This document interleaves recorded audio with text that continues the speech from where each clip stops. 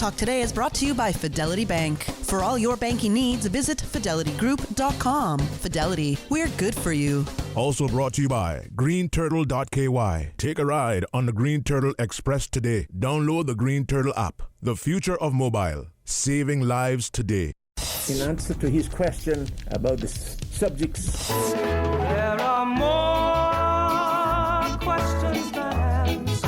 Radio Cayman, talk today. Oh, what a compliment. For that, I thank you. What is happening now? There are homeless and hungry. Now it's time for us to stand up for God or we fall to nothing. It's time now for Radio Cayman's Talk Today. If you're ready to talk, we're willing to listen. Cayman Islands' foremost listeners participation program. Radio Cayman's Talk Today. Listening to the general public, what the public would say.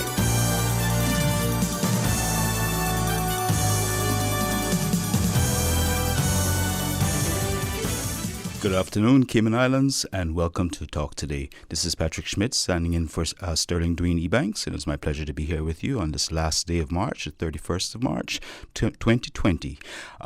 So welcome to Talk Today. We will have some interesting conversations and also lots of opportunities to discuss topics of interest to yourselves. So please stay tuned. We'll be right back after this short commercial break. Radio Cayman's Talk Today, the Cayman Islands' foremost listeners participation program.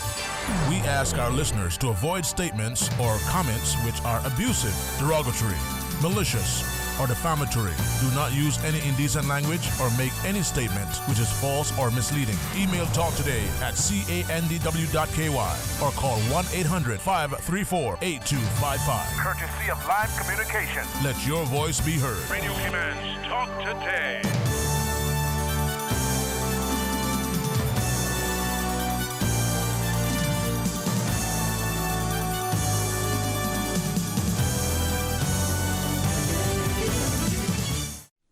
Good afternoon and welcome back to Talk Today. Again, my name is Patrick Schmid and I'm standing in for Sterling Dwayne Ebanks.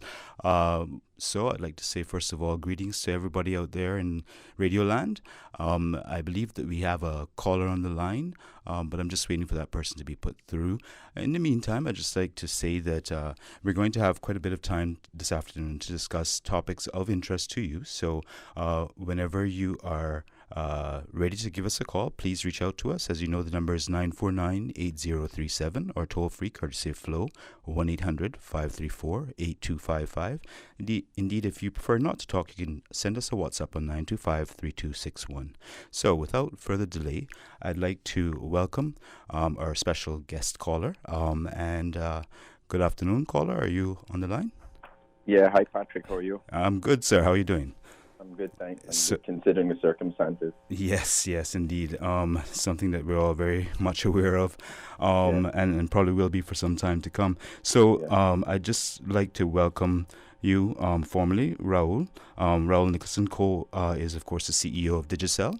And I'm very pleased that he has taken some time out of his busy day to give us a call and talk to us a little bit about his perspective, in particular from Digicel's point of view in dealing with the pandemic crisis and the assistance that has been rendered by the various telecommunications companies, but in particular Digicel and Flow, to the best of my knowledge. But I'm sure, Raul, you can enlighten us a bit more about that. So without further ado, I'll just hand it over to you and we can take it from there.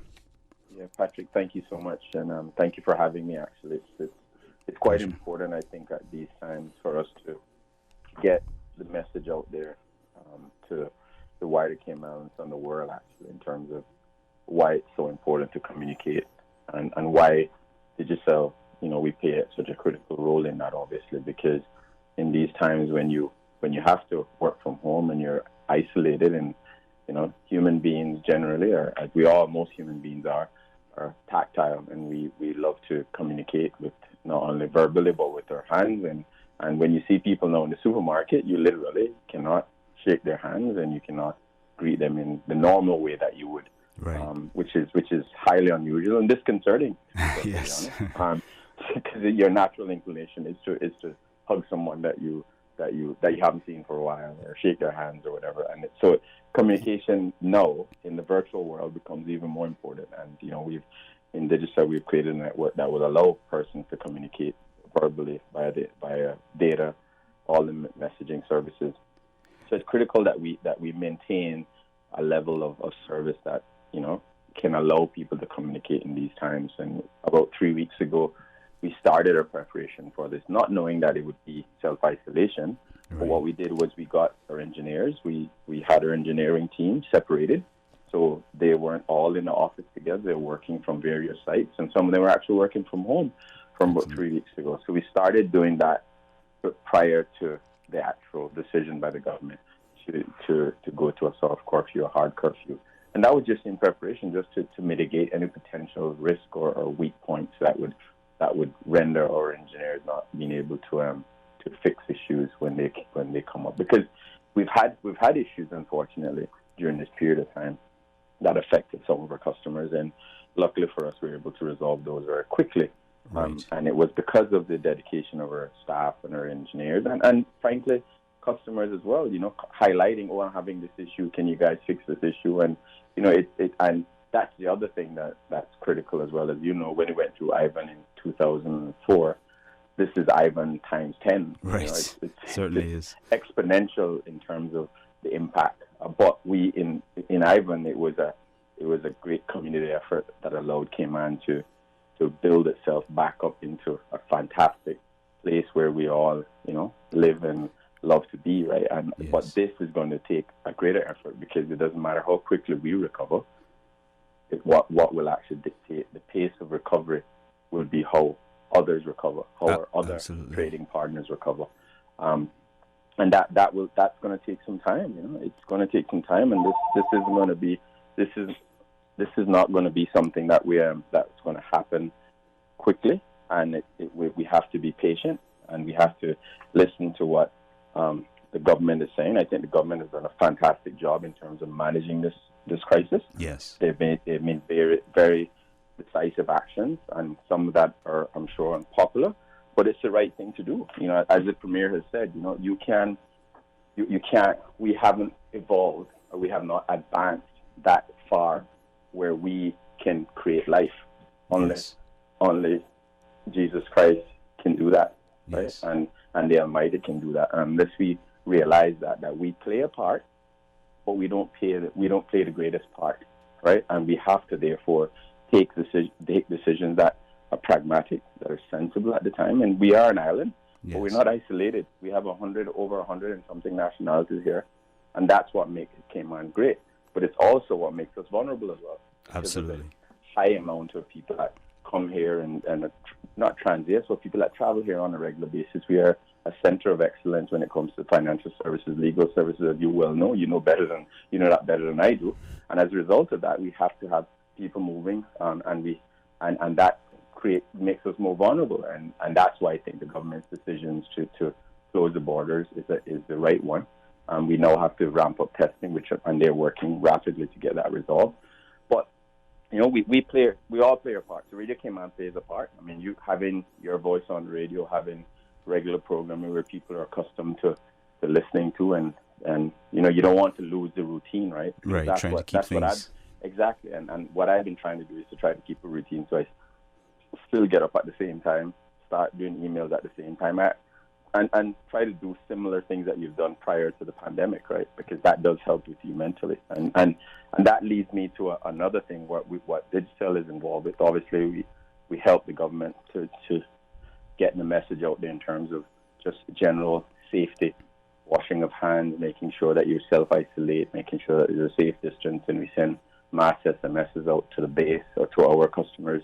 We also have a multiplicity of messages on social media, on our online channels. But another thing that we've done, Patrick, which I'm actually very pleased with, and we partnered with the Mental Health Unit, to create a toll-free 1-800 number, right, that persons can contact.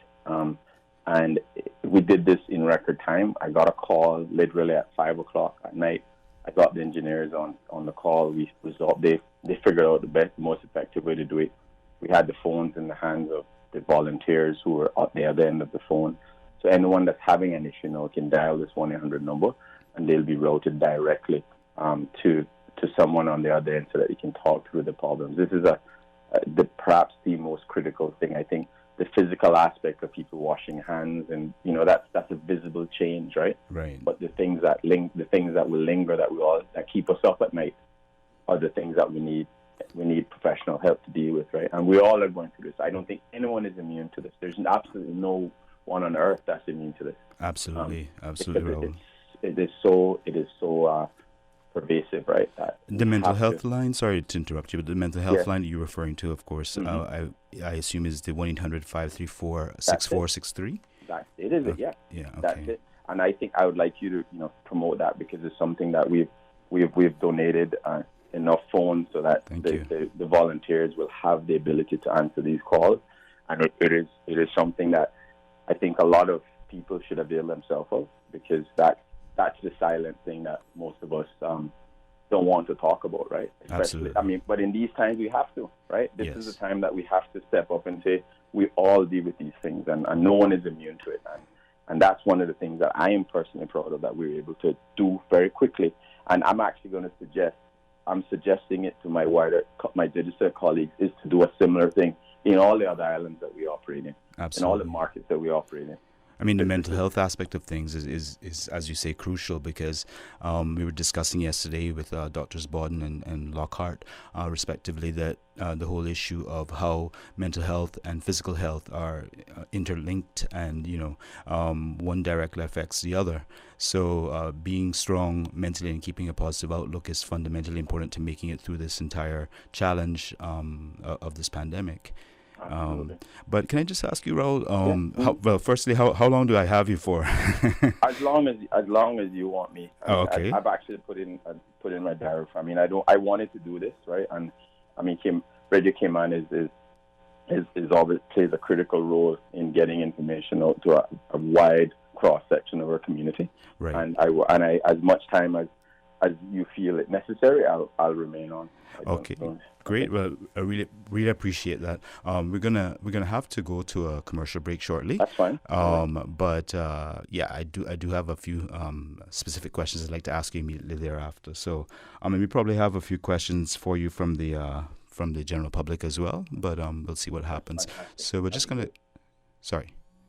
Yeah, that'd be great. Okay, I'll just hang on. Okay, excellent. Thank you so much for calling once again. I'm speaking with Raul Nicholson-Coe, the CEO of Digicel. We're going to take a short commercial break. Stay tuned to Talk Today. We'll be right back. Your Radio Cayman 6 p.m. news, Monday through Friday, is brought to you by Logic, your life connected. Preventing dengue is as simple as preventing mosquito bites. Use a mosquito repellent, wear protective clothing, and stay indoors during early dawn and dusk when mosquitoes are most active. Control the places around you where mosquitoes breed. Remove stagnant water in outdoor and household settings. As a weekly habit, persons should change the water in vases, clear the water in saucers under potted plants, and ensure air conditioner drip trays are free of stagnant water. Outdoor objects capable of holding water should be kept empty and preferably disposed of or put into dry storage if not used. These include open bottles and tins, watering cans, buckets, empty paint tins, and old vehicle tires. Do your part to control the spread of dengue. The dengue virus is an infectious disease transmitted through mosquito bites. Symptoms may come on as early as 4 days or as late as 3 weeks following an infection. There is no vaccine or specific medication to treat dengue. Symptoms of dengue include high fever, headache, pain behind the eyes, joint and muscle pain, and rash. If persons have any of these symptoms, to the nearest health center or hospital. It is advised to drink lots of liquids and avoid medication that contains aspirin. This is a public service announcement from your Radio Cayman, your community radio station. Here are some coronavirus prevention tips. Home isolation means staying indoors and completely avoiding contact with other people. You need to do this if you have symptoms of COVID-19. If you are practicing home isolation, you should stay in a well-ventilated room with a window to outside that can be opened separate from other people in your home. Keep the door closed and use a separate bathroom from the rest of the household if available. If you have to share these facilities, regular sterilization will be required. Consider drawing up a bathroom schedule for washing or bathing and have the isolated person using the facilities last. For the latest updates and information, please visit hsa.ky/public-health/coronavirus or gov.ky/coronavirus. Listen to the general public. Your thoughts are just a telephone call away. 1-800-534-8255. What the public is saying. Let your voice be heard. And now, Radio Cayman's Talk Today.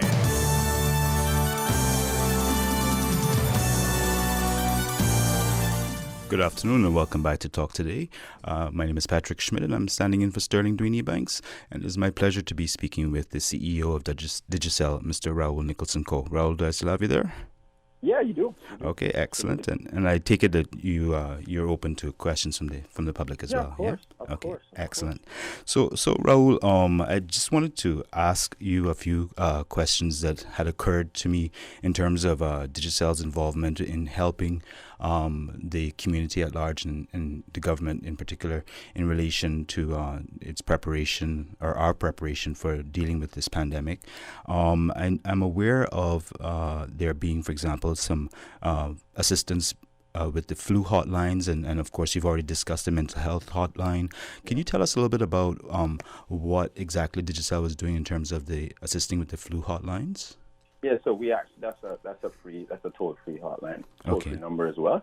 So persons can actually dial the number and it's free of charge. We also, the explore.gov.ky website is zero rated as well, meaning that persons won't be charged when they actually access that website. And that's a fantastic website that has lots of information on just the coronavirus pandemic, both locally and internationally.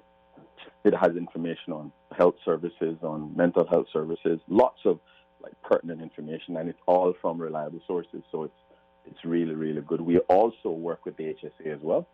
So the HSA you'll see text messages from the HSA, just advising people to wash their hands and just general hygienic things. And we partner with them to provide that free of charge as well. So that has been done. We've worked with other agencies as well in government, try to get the message out there. So there are a number of things that we're doing, and for our customers in particular, because of them being isolated, we've actually have an app called My Digicel app, in which a customer can purchase, recharge for their prepaid phones. They can actually pay bills. They can basically manage their entire account from an app on their phone, so they don't have to go necessarily to a supermarket or a gas station to be able to purchase top up. They can actually do that from the comfort of their homes, and this is obviously in these times it wasn't developed, right? So actually for this particular purpose, but it has now it's become more utilitarian, and we see a lot of customers using it. Hello. Can you hear me? Yes, I can. Okay, excellent. I'm not sure what happened there, but okay, excellent, Raul. Thank you for that. And so, just for the benefit of the listening audience, a reminder: the government website to which he was referring, Raul, correct me at any time if I'm wrong, but is gov.ky/coronavirus. Which has links to also the Pan American Health Organization and the World Health Organization information and statistics and general information on symptoms and as well as the actual path that the pandemic is taking on a worldwide and a regional basis. And then, of course, the hsa.ky /coronavirus is the other website that I believe you referred to, Raul. I'd like to thank you, certainly on behalf of myself and my family and all my friends for all the hard work that has been rendered and continues to be done without the assistance of the telecommunications companies, in particular, obviously the big telecom companies. Obviously, we wouldn't be able to interact the way that we would like to, or as best as we can in the circumstances. You do feel a little bit guilty when you see someone, for example, at the supermarket and you can't do the usual greeting. So it is good to be able to utilize the excellent telecommunication services that we have, such as those that are actually offered by Digicel. But I was wondering, Raul, do you have or have you seen an increase in demand for assistance, and can you sort of assist people who perhaps are not as familiar with using those applications on their smartphones? They have the smartphones, but they've never really used some of the video conferencing apps, for example. So are you getting questions about that type of thing and how to utilize it? Yes, Patrick, but before I go on, the website that government has asked us to provide free of charge is exploregov.ky. Right. However, we're looking at all the pertinent informational websites that the government has and trying to collate all of those so that we can make those zero-rated as well.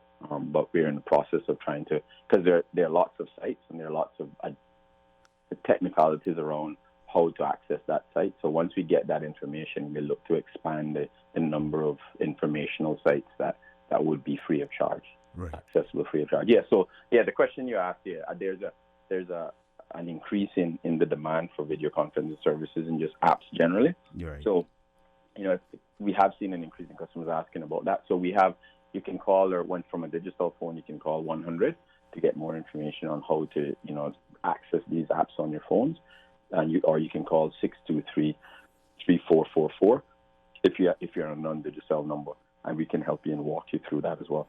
So, or you can contact if you're a larger customer, you can contact your account manager, because the beauty of this is that we've actually tested our work from home policy. So even our sales people are actually working from home and have access to all the tools that they would have at the office, at the physical office. So their extension will ring on their mobile number, and it's just like they're working from an office, just not in the office that they normally work at. So it's quite seamless when it comes to from a customer service perspective. Right. And I presume, Raul, or maybe things have gone even more in that direction, but I presume that the most of the issues that arise in terms of challenges that people have with their service can actually be, you can actually assist, or your engineers can actually assist remotely. Is that right? That is correct. Yeah, that is correct. I mean, the thing is because most of our customers are wireless customers, right? So that's all. It's much easier to deal with those. There's no physical connection that would warrant. However, the larger customers that we have, the corporate customers, obviously, is a physical connection. But there are consumer or residential customers can all be remotely managed. However, even your large customers can actually be remote managed because most of the stuff is in the cloud, or there's some way of actually accessing it remotely. And that's just the nature of how we operate in this modern, or this time, I shouldn't say modern time, this time. All right, excellent. Well, Raul, we have a caller on the line, so I'd like to give that caller an opportunity to ask their question. Good afternoon, caller. You're on Talk Today. Good afternoon. How are you? Good, and yourself, ma'am? Good afternoon, ma'am. I just have a question for the CEO of Digicel. I am one of your customers, and I have my phone in repair, which is still covered under the warranty. I've dropped it off in about 3 weeks now. Okay. I'm aware that it's not going to be ready right now, but can you tell me if I have to wait at least how long before I get my phone back? Yeah, that's ma'am, normally would be you would get it back within 3 weeks, but clearly we're not allowed to open our stores. But can I just ask, did we give you a loaner phone that you can use while your phone is being repaired? Yes, I have the loaner phone. You do. Okay, all right. So I can keep this as long as you have mine then. If you could give Patrick your contact details offline, and then he'll WhatsApp it to me, and I'll have someone to contact you. Okay? Yeah, yes, ma'am. Susan will take your details from you. Okay, thank you. Okay. So and much. then he'll WhatsApp it to me, and I'll get someone to contact you. Thank you so much for calling, and be safe, okay, ma'am? Okay, thank you. You too. Thank you. Okay, bye-bye. Thanks for that, Raul. And also, you were talking about the fact that you can almost do virtually any type of service remotely, which is tremendous, of course. And we were also talking about the websites. I'd just like to say that I wondered why it is that all of the government information points one to go to gov.ky/coronavirus. However, you're quite right in that what it does is that website then takes you to explore.gov.ky. Yes, exactly. That's right. Exactly. Yeah. So so that's a website that you effectively help them build out. Exactly. Okay, excellent. Yeah. And so in terms of capacity, I know that initially when, for example, there was shall we say, a run on the stores, with everyone panicking a bit and there being a general, even though the government was taking every step that it could to ensure that people were as aware, as much aware as anyone could be, and as much prepared as we could be for the coronavirus, there was still a bit of panic. And in fact, there were a few times when I myself tried to make a call, like mobile to mobile, for example, and got a message saying that the circuits were busy. Right. Did you actually have at one point quite a substantial increase in calls? Yeah. Okay. It actually happened. I can tell the exact time. So when the government announced the hard curfew, which was on Wednesday, right, we did see an increase, and it wasn't any. So if you're calling just a Digicall, it'll be okay. But there was between Digiflow and Digicel. So what we immediately then increased the capacity. So we increased the number of circuits between us by 180 circuits. So if we hadn't seen that level of voice traffic, because normally it's normally voice and data, but I guess people just wanted to talk. They wanted to they just wanted to, and it just. Yeah, so we did see an increase, but we immediately then increased the capacity to by 180. I think it would maybe like a 30% increase. So we're now running at maybe at normal levels is 30% of capacity. But at that particular time, when the announcement was made, there was a huge spike in terms of voice calls, which is highly unusual. Right. Yeah. And now I guess it's has it sort of settled down and gone more towards an increase in the amount of data that's being used. Right. Yeah. Excellent. Well, Raul, I think that is there anything else that you'd like to actually contribute at this stage, or like for us to discuss, or should we perhaps give the callers a bit more time to consider what they might want to ask you? Go to a short commercial break once more and then come back. Right. No. I can hang on if you want me to. Okay, so we're gonna do that then, and in the meantime, what I'll do is I'll go ahead and send that number from the lady that just called to you. So we're gonna go to a short commercial break. I'd like to ask our listening audience, please, to stay tuned to 89.9 FM. Talk today. We'll be right back. Digicel is all about giving customers more convenience, more peace of mind, and more flexibility. Do more with the new My Digicel app. Buy plans, pay your bill, track your credit, check your data, and monitor your accounts. It's easy to use and has everything you need in one place. It's time to simplify your life, so go ahead and see for yourself. Download the new My Digicel app today. More made simple. Start getting your debt under control with a debt consolidation loan from Fidelity Bank. At Fidelity, your loan decision is quick with no runaround. Plus, with competitive interest rates and fees, we will help you reduce your monthly payments and get you back to living again. Don't let the burden of overwhelming debt tie you down this year. Call Fidelity today and let's make it happen with a Fidelity Bank debt consolidation loan. Fidelity, we're good for you. Talk today. But I do have some questions. Talk today. Cayman Islands' foremost listeners participation program. Talk today. Because there are more questions than answers. What the public is saying. Waiting to take your calls right now. Sterling Dwayne Ebanks.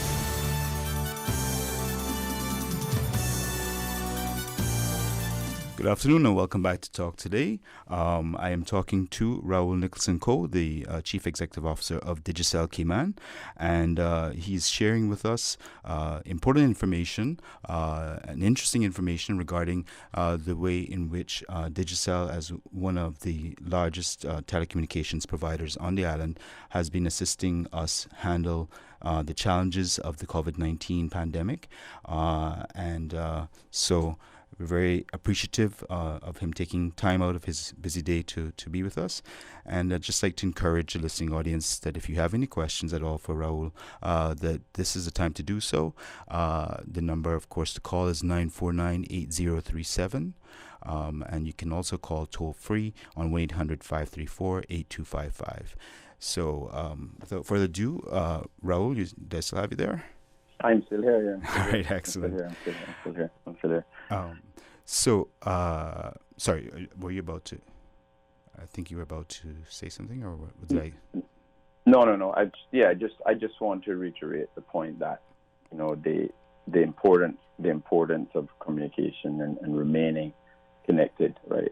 It's critical, and we take that responsibility with pride, but also with care as well, right? So, you know, we ensure that we communicate with our customers regularly, whether it's via SMS, via the web, or social media, because it is so, in my view, critical that people understand that they're not in this alone, and they're actually physical people there to help, right? And that's why it was even more important for me to be on Radio Cayman, because that message in terms of social media may not go to everyone in Cayman, right. And there's a certain section of the community or population or populace that don't frequent social media, but they are equally as important as the social media age group or demographic, and that's why I wanted to be on Radio Cayman, to make sure that the message was getting to the widest possible audience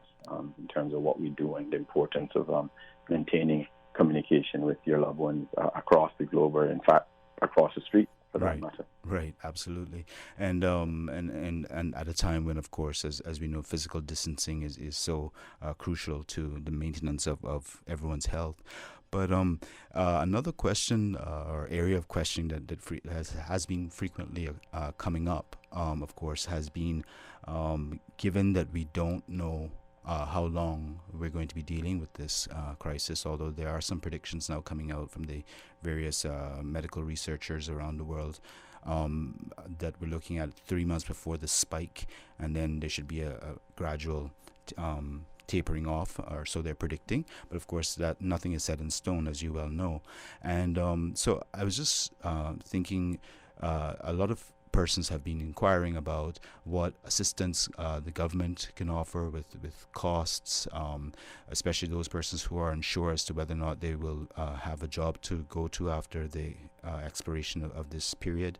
And indeed, they've also asked questions about the banks, about ensuring that prices are as reasonable as possible with respect to supermarkets, about landlords giving some relief, that kind of thing. And I was just wondering, is there at this stage much of a need for people to actually change, for example, their data plans, and such that they increase those plans and therefore increase their monthly costs and so on? But I think it's, you know, that this is a critical thing. I think we all have to look at expenditure, right? And that's the reality. As a telecoms company, we will invariably see people changing how they purchase. I mean, they will decide what's the most important, their most important percentage of your dollar that needs to be spent on telecoms. So I think everyone will look at their budget and say, okay, what can I really afford over the next 2 months or 3 months, right? And change their habit. And I think that not only go for telecoms, but I think it goes with any consumables, right? Like, sure. You have to think of, you know, how long can this rice last me? Should I cook the way I cooked previous to the pandemic? Because you have to think, not the stores that will be open. The stores will be open tomorrow, and you know, but we don't know will there still be the level of supply in a month's time or in 2 months' time. Right. So we have to think more long term when it comes to things that we took for granted, right? Right. And that's why it's going to be pre-pandemic and post-pandemic. And I actually was having a discussion like that is the to me the most disconcerting thing is that I have two kids at the age of 21 and one at 17. They obviously lived pre-pandemic, so they were able to do the normal things that any child from a young age to a teenager to then in their 20s to enjoy. But kids at a certain age now, will they be able to enjoy those things, or will they have to take a longer time to enjoy those things? Those are, as a parent, I think about those things and how will it impact kids that are 5 years old now that, it may take them 5 years for us to get back to this level of, normalcy, right? But that then goes back to the first one of the things that you and I discussed as well, is just how do we deal with these types of things from an emotional perspective? Because you have to speak about them, right? You just can't leave those things. And I think kids, while they are able to mask it easier than adults, right, they're going through the same level of anxiety as we do, right? Yeah. And for parents, because not only are they at home with them doing homework and all that, but they have this added emotional strain as well, the parent and the child, right? So it's it goes back to your question. I think everyone will be looking at how they will attenuate attenuate or change their behaviors, whether the type of phone they buy, the type of data they buy, the type of clothes they buy, the type of food they buy. That will all change. Will have to change. So I see that happening, and I see more of it the longer this pandemic goes on. So so just to be clear, Raul, the capacity of Digicel to actually cater to the increase in demand for data is certainly there. That's not going to present any problem for you. Is that correct? Not at all. I mean, we have a lot of filing capacity. What happens, Patrick, is that cell sites, right? They're created to handle a certain amount of traffic because mobile networks are invariably mobile. So then the reason is mobile. So if you're in a car, if you're driving, walking, you will go from one cell site to another cell site. But now that most people are actually stationary, right? Right. The cell sites during the busy hours, we have cell sites that are not at capacity from a data perspective. They get to capacity, but from a voice perspective, is not an issue. And it's just a handful of sites, but it doesn't happen all the time. It's just during a particular peak hour that we experience. But it's just like the internet generally. If you go on the internet between 7 and 10 o'clock at night, you will see that most mobile sites, most websites will be slower in terms of how they load, because they're getting just more traffic across the world. Right? So if you normally view CNN at 8 a.m. in the morning, you may not have an issue, or BBC, or Radio Cayman for that matter. But if you go during the busy hour, you may actually have the response time from the website will be slowed because of just the sheer volume of people trying to access a website or using the internet generally. Raul, we have a couple of questions for you. One is actually a caller that we have on the line. And just before I bring the caller on, I just wanted to clarify with respect to, you mentioned the Digicel app with which your customers can use to communicate with you. That won't be impacted by this bandwidth issue in terms of the speed or anything? No. That's an app on your phone, so that will be... That's just like any app on your phone. Yeah. Okay, thank you. Yeah. So I'd like to go to the caller. Good afternoon, caller. You can talk today. Hello, good afternoon. Good afternoon, ma'am. How are you? Good afternoon, ma'am. Yes, sir. I want to find out when the Digicel office will be open, the one on the waterfront, because my Digicel mobile not working now. The data. So I want to go out there. Can you tell me when? Yes, ma'am. We won't be open because under the soft curfew the government has, even though Digicel is seen as an essential service, the opening of a retail store isn't allowed under the regulations. But if you're having a problem with your data, you could call 100 from your mobile phone, your Digicel mobile phone, or you can dial 623-3444. And they opt 623 34 44. Yes, ma'am. Yeah.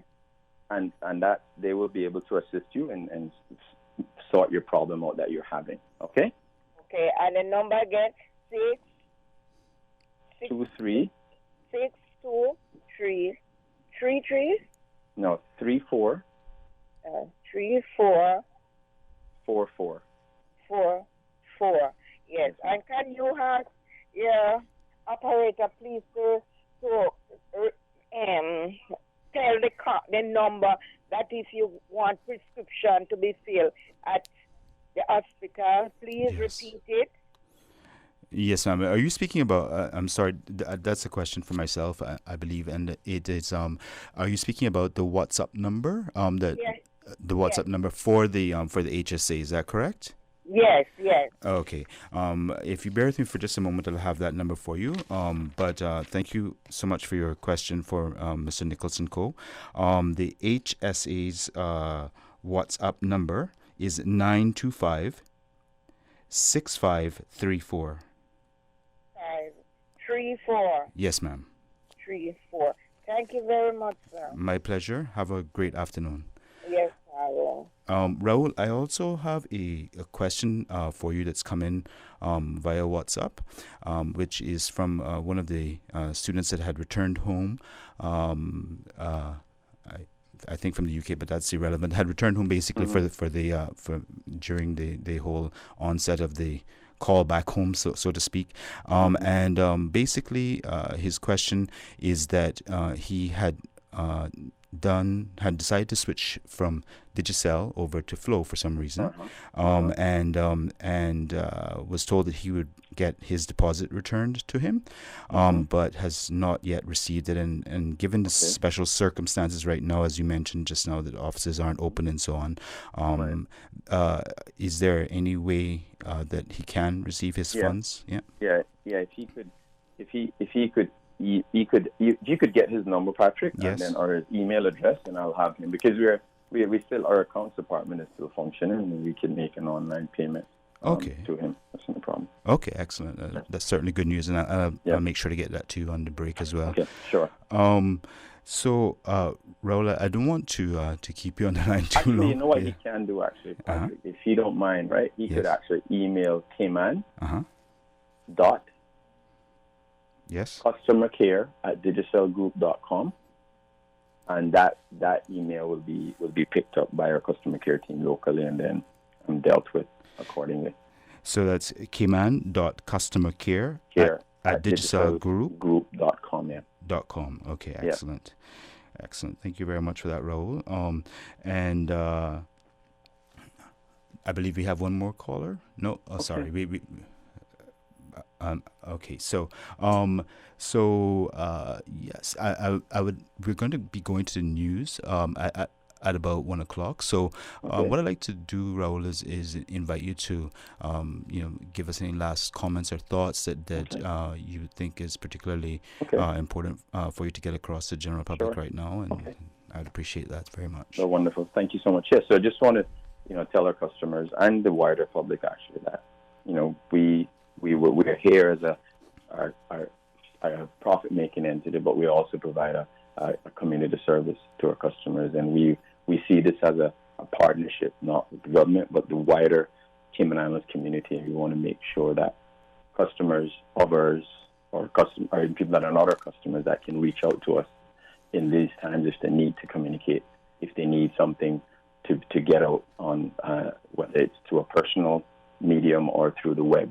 We work with agencies, government agencies, private agencies. So if there's a philanthropic agency that wants to get a message out to customers or to its clients or to its or to just persons that need help with whatever, they can contact me directly, or they can contact anyone at Digicel or anyone that I know, whether it's by WhatsApp, and we will try to help them and facilitate them. But also that for our customers to make sure they utilize the tools that are available to them, so that we can adhere to the government's mandate to remain at home and not go on the road unless it's an emergency. So please download the My Digicel app. It's available on the Google Play Store, on the Apple Store.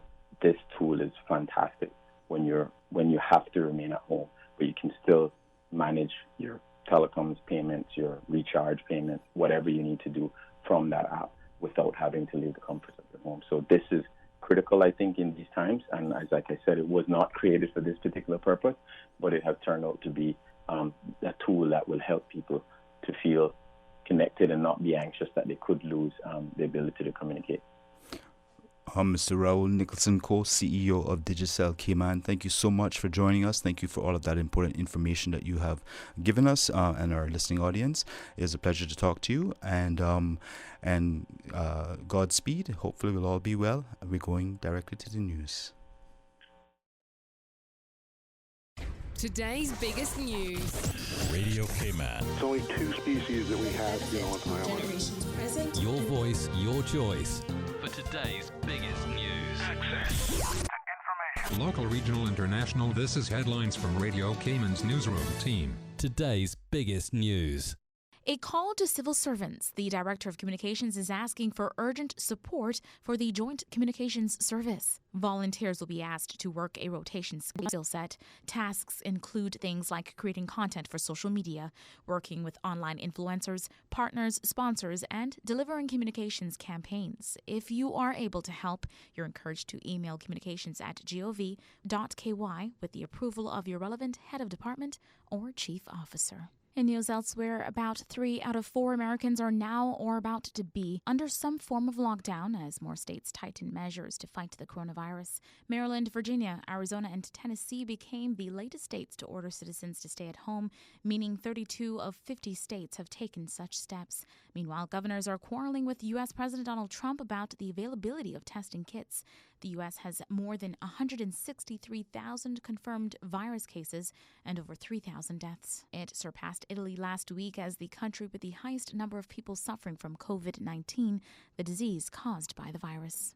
World Health Organization officials Monday said they still recommend people to not wear face masks unless they are sick with COVID-19 or caring for someone who is sick. Dr. Mike Ryan, executive director of the WHO Health Emergencies Program, said at a media briefing in Geneva, Switzerland on Monday, there is no specific evidence to suggest that wearing of masks by the mass population has any potential benefit. In fact, there is some evidence to suggest the opposite in the misuse of wearing a mask properly or fitting it properly. World Health Organization officials warned at a media briefing last week that globally there is a significant shortage of medical supplies, including personal protective gear or PPE for doctors. And CNN anchor Chris Cuomo said Tuesday that he has been diagnosed with COVID-19.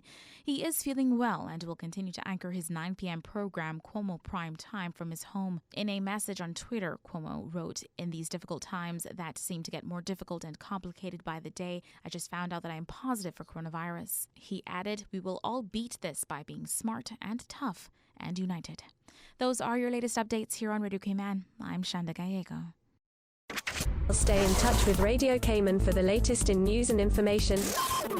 Follow Radio Cayman on social media, Facebook, Instagram, Twitter. Download the Radio Cayman app or log on to our website, www.radiocayman.gov.ky. Radio Cayman, your voice, your choice, your radio. Digicel's Shake to Win is back. Every Saturday, Digicel is giving you a chance to win LTE handsets, cash prizes, data, D-Music subscription, gas vouchers, grocery vouchers, and that's not all. Every week, you get a chance to win a $5,000 regional prize. Don't miss out. Simply download the new My Digicel app, activate a plan if you're not already on one, and shake to win every Saturday. It's that simple. My Digicel. More made simple. Terms and conditions apply.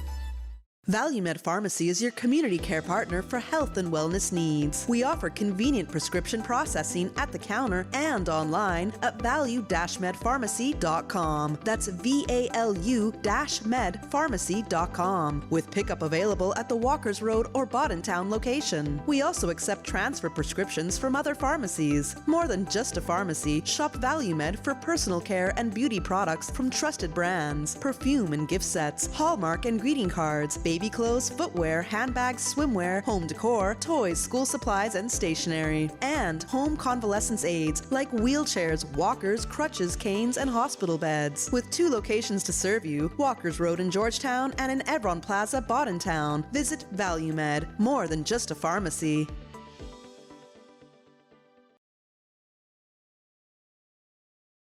Talk today. But I do have some question. Talk today. Cayman Islands' foremost listeners participation program. Talk today. Because there are more questions than answers. What the public is saying. Waiting to take your calls right now. Sterling Dwayne Ebanks.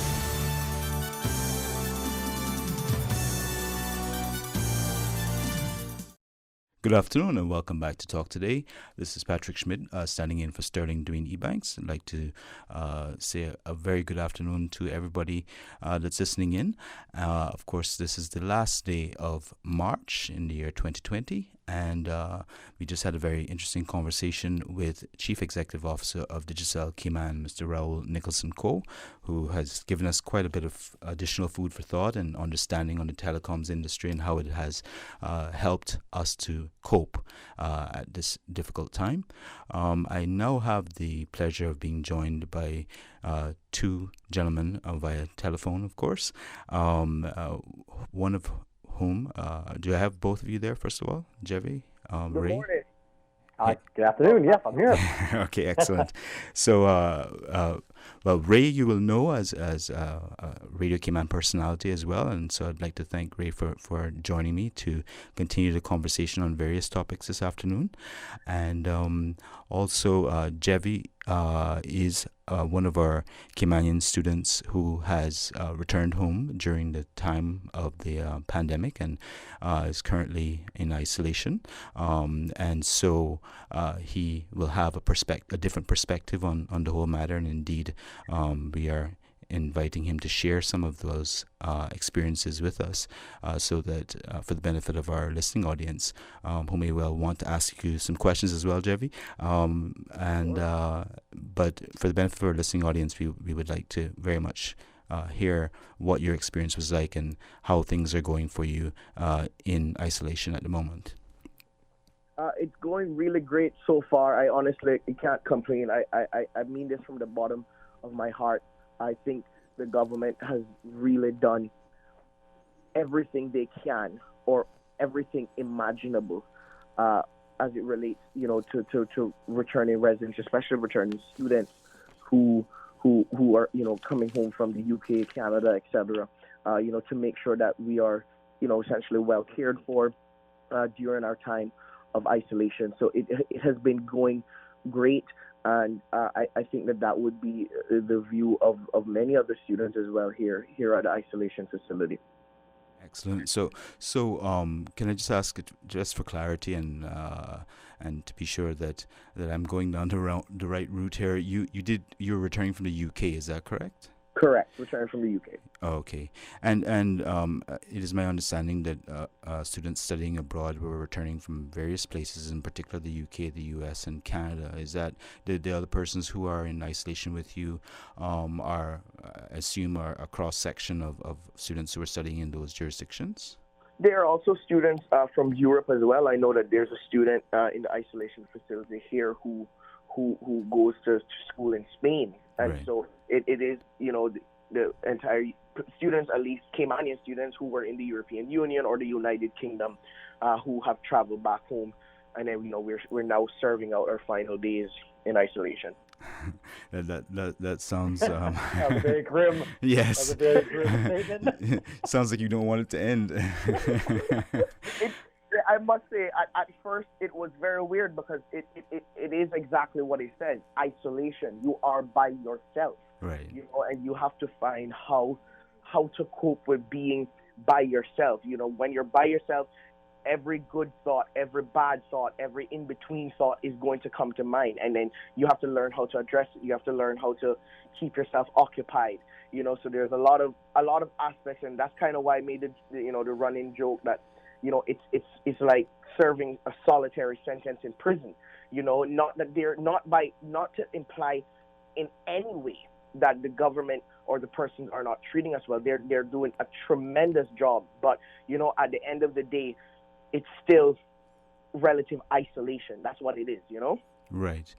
Because I presume that since you were obviously coming from a jurisdiction, as is the case with the others in isolation. You were coming from jurisdictions where there was that potential, especially traveling and so on, to have been exposed, and thankfully, that it doesn't seem to have been the case that anyone was. But I presume that's why the absolute isolation was mandated. Is that right? Yes, it is. Just a chance, like they've been saying in all of the press briefings. Majority of the people who are transmitting the virus are asymptomatic. They don't know that they have it, and so it for me it was scary, the thought that I had to come home and stay with my parents, not because obviously I love my parents, I love them to death, but just the mere thought that I'm coming from a country to their home.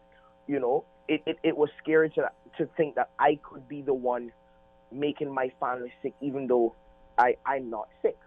Very important, I'm not sick. Right. So, people have been scared, and rightfully so. But I believe, if you just follow the right information and you follow exactly what you're being told, we gonna all get through this. Right. And so how many more days do you have to be in isolation? My isolation ends on Saturday. Okay, excellent. And then you'll be free to join your family, I presume.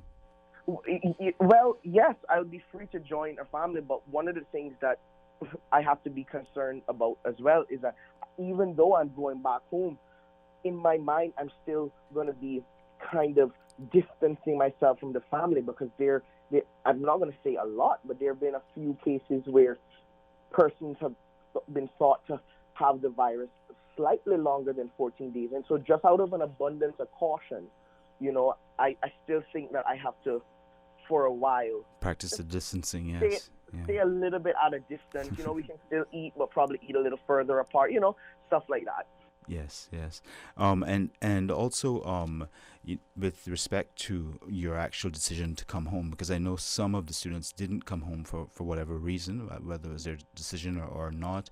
But was that sort of a difficult decision to make? Did you hear initially from the government, or did you reach out to them? How did that all happen? Interesting question. So it was not a difficult decision. You don't have to convince me twice about coming home. Right. Just the mere thought that I can come home is enough for me. That's all I need to hear. But I took the decision to make arrangements to come home because I was watching the news every single day, and I noticed that the countries around me were shutting down, and so in my mind, it was inevitable at some point that the UK would shut down.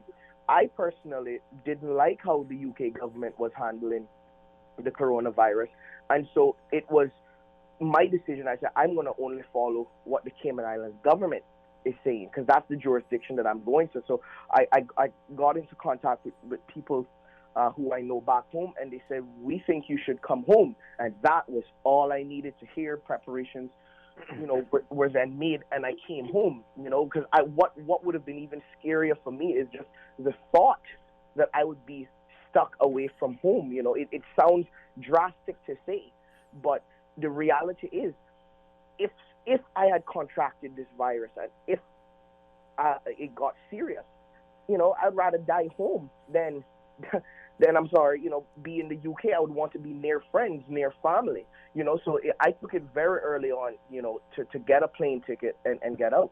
Right. Well, hopefully you wouldn't have passed at all. You would have made it through because, you're relatively young and healthy and all those good things. So, right. But we're very fortunate. You're absolutely right. In painting the bigger picture of the fact that we, don't have any to date locally passed on virus cases.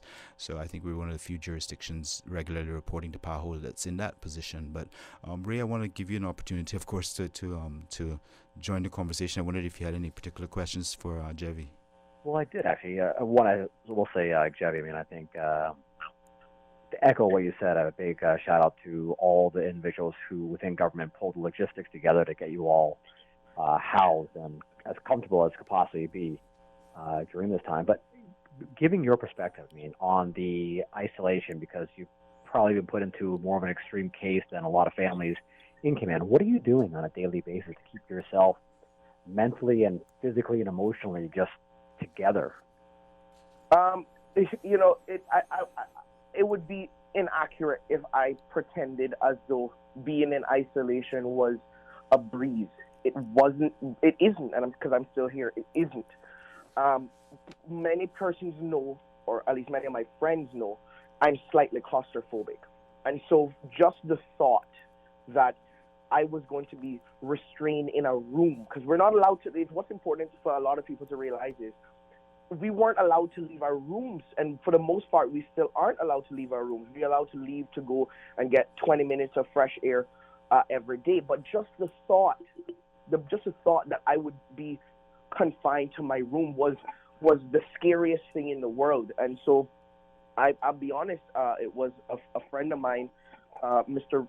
Roy Tatum, who currently works for the government, who suggested that I do journal entries as a way to pass the time, to write about my experiences. And so I started to, write daily journal entries on Facebook about, how I saw things going. And then eventually I started to put videos along with those posts as well, so it gave me something to do, but I also spend, time watching the press release, FaceTiming family, believe it or not, getting some well-needed rest, reading the Bible. It comes to a point where you're going to be doing any and anything to stay sane, and people need to realize that you have to do it. There's no sense in staying home and then doing nothing. That does nothing for you but make your situation worse.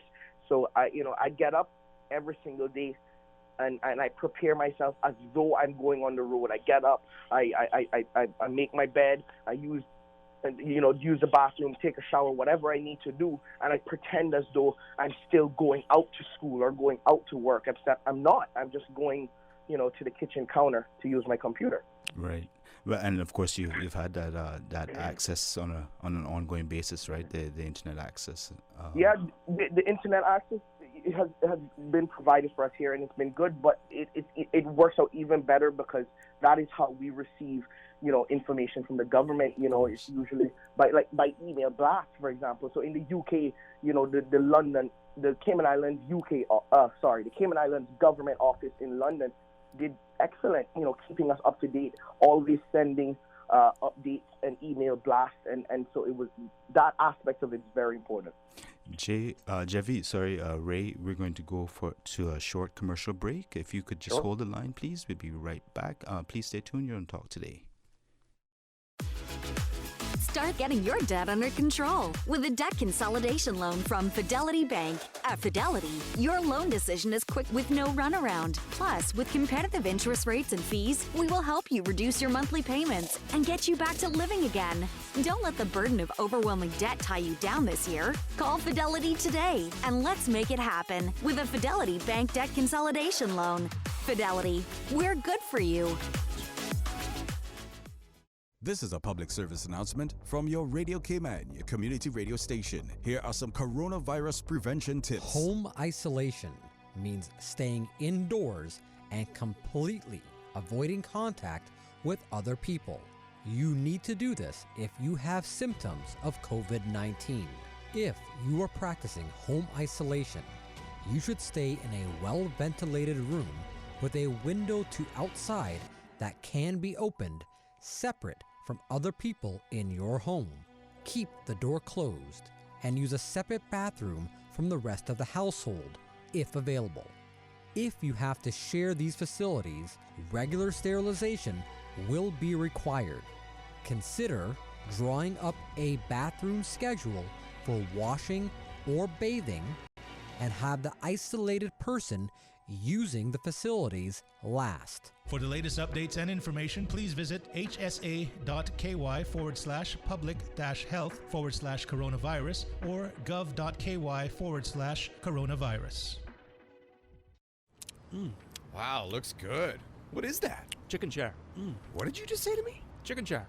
I am not a chicken. Whoa! I said chicken share. It's from KFC. Bucket of 12 hot wings, 6 pieces of chicken, or 8 tenders. KFC chicken share. Just $12 each. Oh. Want some chicken, tenders, or hot wings? You're sharing your chicken share with me? The new chicken share from KFC, just $12 each, and it's finger-licking good. Dine at KFC Baytown Plaza, KFC Shedden Road, or KFC at the Strand. Listen to the general public. Your thoughts are just a telephone call away. 1-800-534-8255. What the public is saying. Let your voice be heard. And now, Radio Cayman's Talk Today. Good afternoon and welcome back to Talk Today. Just by way of reminder, I'd like to remind our listening audience that the usual government press briefing will be or is scheduled to come up at 2 o'clock this afternoon, so in approximately 40 minutes. So we'd invite you to stay tuned after the show when we'll go directly to that press briefing so you can get the most recent information available and being provided by the Honourable Premier, His Excellency the Governor, and the other members of government who will be present there. Also, I'm speaking right now with Mr. Ray Singh of Radio Cayman and also Jevi Ebanks, who is a returning student, who has returned for the period of this the challenges of the pandemic, and we were just discussing with Jevi some of his experiences being in isolation, having returned home from school in the UK.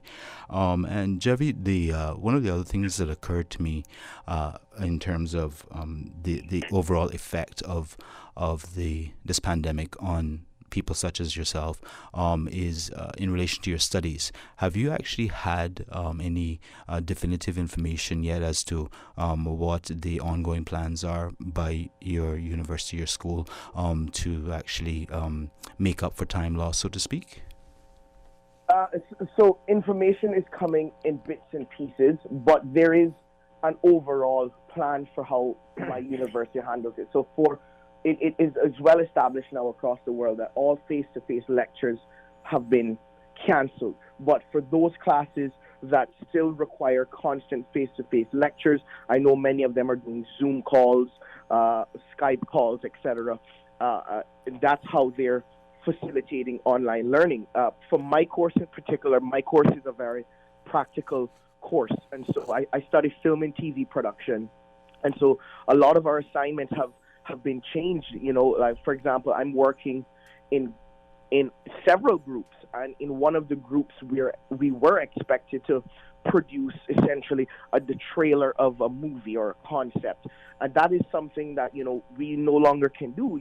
Imagine a group of 6, one person in the Cayman Islands, 3 persons back in the United Kingdom, one person in Brazil, another person in South Korea. So it's a challenge for the universities as well as the students. So a lot of assignments that can no longer be done have since been cancelled or replaced with another form of assessment.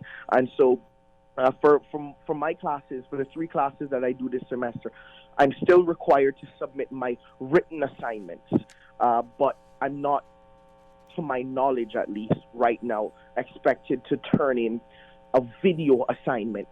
So all of the theoretical stuff are being accepted, but the practical stuff have, to my knowledge, been ceased. I know it varies differently for each university. There are students who are in this isolation facility right now who have classes every day, who still have exams that they're studying for. And so it is really different for each student.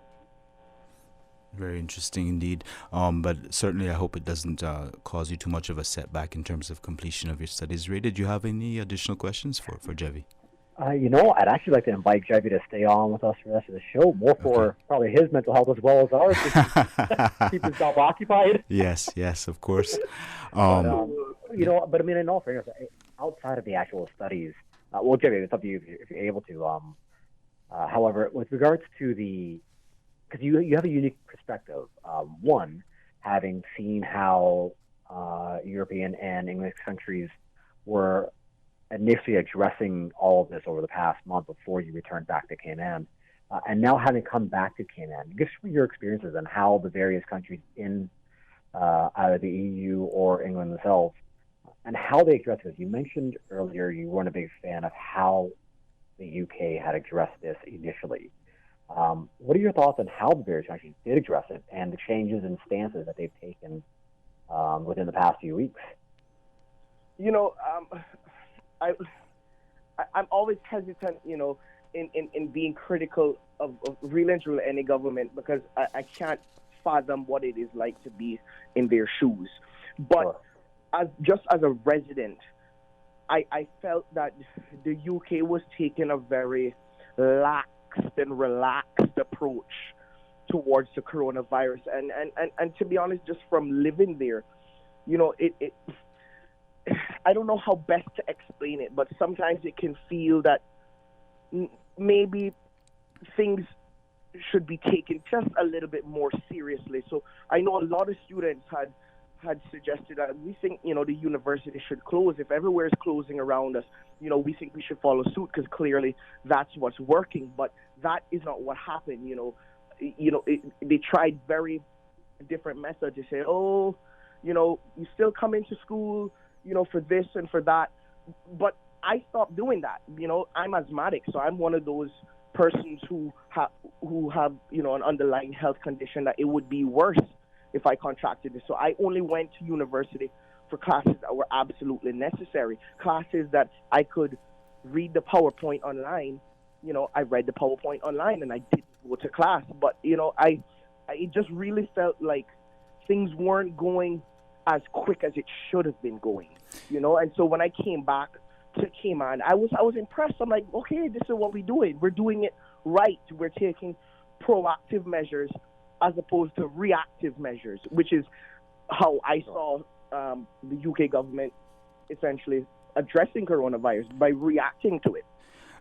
Jevi, based on the same line of thought, based on your experience whilst you were still over there, would you say that perhaps one of the major inhibitions, if you will, or prevent things which prevented the government perhaps from being as proactive as you thought that maybe they should be, was or could have been the reaction of many people to the idea of any form of even soft curfew and so on, because of the inherent rights of freedom of movement and so on that in particular in places like Britain is very much ingrained into the culture? I can't say with absolute certainty, but I can say from some of the persons that I interacted with that there was almost a general feeling that we don't need to worry about this, because this is something the government will worry about and the government will take care of us. I am a paranoid person, so that kind of mindset don't work for me at all. I was making decisions to get out way before anyone else decided that they had to leave. That's just who I am as a person. That's who I've always been. So, you know, I remember one day I went to class and we were scheduled to video our assessment the week that school had been closed. And so I went in on the Monday and we were supposed to start shooting the Tuesday. So I went on Monday and I spoke to the teacher and I said, you know, I think this university is about to close down. And he said, well, you should probably still come until it's closed. See right there? That don't work for me. If I know the school is going to close, then why I coming for? That's how I thought of it, you know? And there were students who thought, you know, that they should still go. To me, that was just a risk, you know, and that's not a risk that I was willing to take. So I was looking at as much information as I can to determine what would be the best information. And to me, the best information was get home. So, Jevi, now that you're home, can you maybe share with us and the listening audience some of the things that you are doing and the other students in isolation are doing in terms of practicing that once you're out into the general public, so to speak, practicing that social distancing or physical distancing that is so crucial to the ongoing effort? I can tell you this. The students in the isolation facility take social distancing very seriously. Per the regulations, that, you know, you're not allowed to be out in groups. We are grouped into smaller groups, and we're allowed to go outside for 20 minutes fresh air. And when you go down for your 20 minutes fresh air, you can see it vividly. You know, people are standing further away from people than they usually were. And, you know, at first it's weird because, you know, imagine a parking lot. you're standing in one parking slot, and then the person that you're talking to is standing 3 parking lots away. It seems weird, but we understood that this is what we have to do, and so that is really the biggest social distancing practice that we're doing here. It's a good thing that the Mile Road is so effective in Cayman anyway, because people would definitely hear you that speaking, having a conversation that far apart. But if I make a quick comment onto Jebby's previous comment. I mean, just talk about the UK element and how some of the European countries have dealt with this scenario. I mean, you've seen the turnaround and the more serious approach, obviously globally, especially in the UK as well. And again, to echo what Jebby said, I'm also hesitant to criticize any government for how they've approached this. It's an unprecedented situation, and I can tell you there's not a person in Cayman who wants to be sitting at that press conference on the other side of the reporters. Yeah. It's such a daunting presence because every decision you make carries overwhelming potential consequences down the road, whether you address it softly and deal with the economic fallout, or deal with the health fallout, or deal with it seriously and deal with the economic fallout. There's so many different cases. But you look at the situation where in the Scandinavian countries between Sweden, Denmark, and Norway, and the different approach and how all 3 of those countries dealt with it. You saw Sweden, who kept a very liberal approach to it. And if I can just read a quote, it's actually from a member of their public health agency, and is that Sweden has gone mostly for voluntary measures because that's how we're used to working. And this is from epidemiologist Anders Tegnell, and his response was that they have a long tradition that it works rather well. However, the numbers don't lie, and that was where 4,000 cases and 146 deaths as of yesterday. Whereas there are 2 neighboring countries who did the complete opposite approach and shut down their borders, went with the anti-economic approach and the health-based approach, have half the number of deaths in the case of Denmark, and a fifth of the number of deaths, where Norway only has 31 deaths as compared to the 146 in Sweden. I think this goes to Jeffy's point of it pays to have a bit of a paranoid mindset, right? In this particular case. And so I will give kudos to the Cayman Islands government for the very disciplined approach towards public health in this regard. I'm sorry about that. You could probably hear my hotel phone ringing in the back. Can you repeat that question again? I missed part of it. Well, Jeffy, if I and Ray, if you don't mind me piping in here quickly. Please. Jeffy, the question essentially in my mind surrounded the fact that neighboring countries within the EU, for example, or certainly within Scandinavia, in the example that Ray used, were taking very different approaches, or on the face of it, very different approaches, and what I believe to be the case, and if you have, Jeffy, the question was effectively if you had a perspective on this.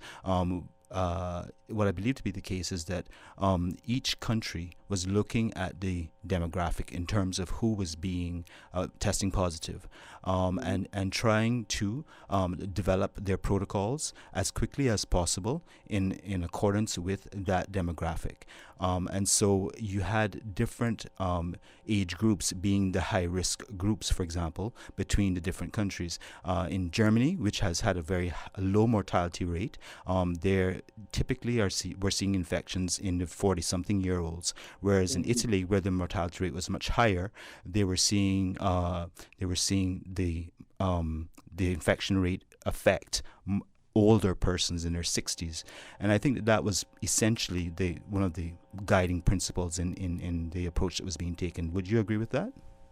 I can't speak for the Scandinavian countries because I have not been keeping up with them at all. My concerns have been the Cayman Islands, because I'm coming home to the Cayman Islands, the UK, because I have to go back to study in the UK, and America solely for the purpose that America is the closest big world country to us. So I really can't speak about the Scandinavian countries, but I wouldn't be surprised if that was the approach that was being taken, because it didn't seem like there's a general consensus. The World Health Organization, said test, but obviously with not enough tests, that wasn't quite possible. And I think that was the biggest factor for a lot of countries in determining who gets tested, was based on the number of tests. And so everyone was trying to figure out who is the most likely target so that they can use those tests efficiently and effectively, but I can't speak with any certainty. Right. No, that certainly makes a lot of sense, Ray.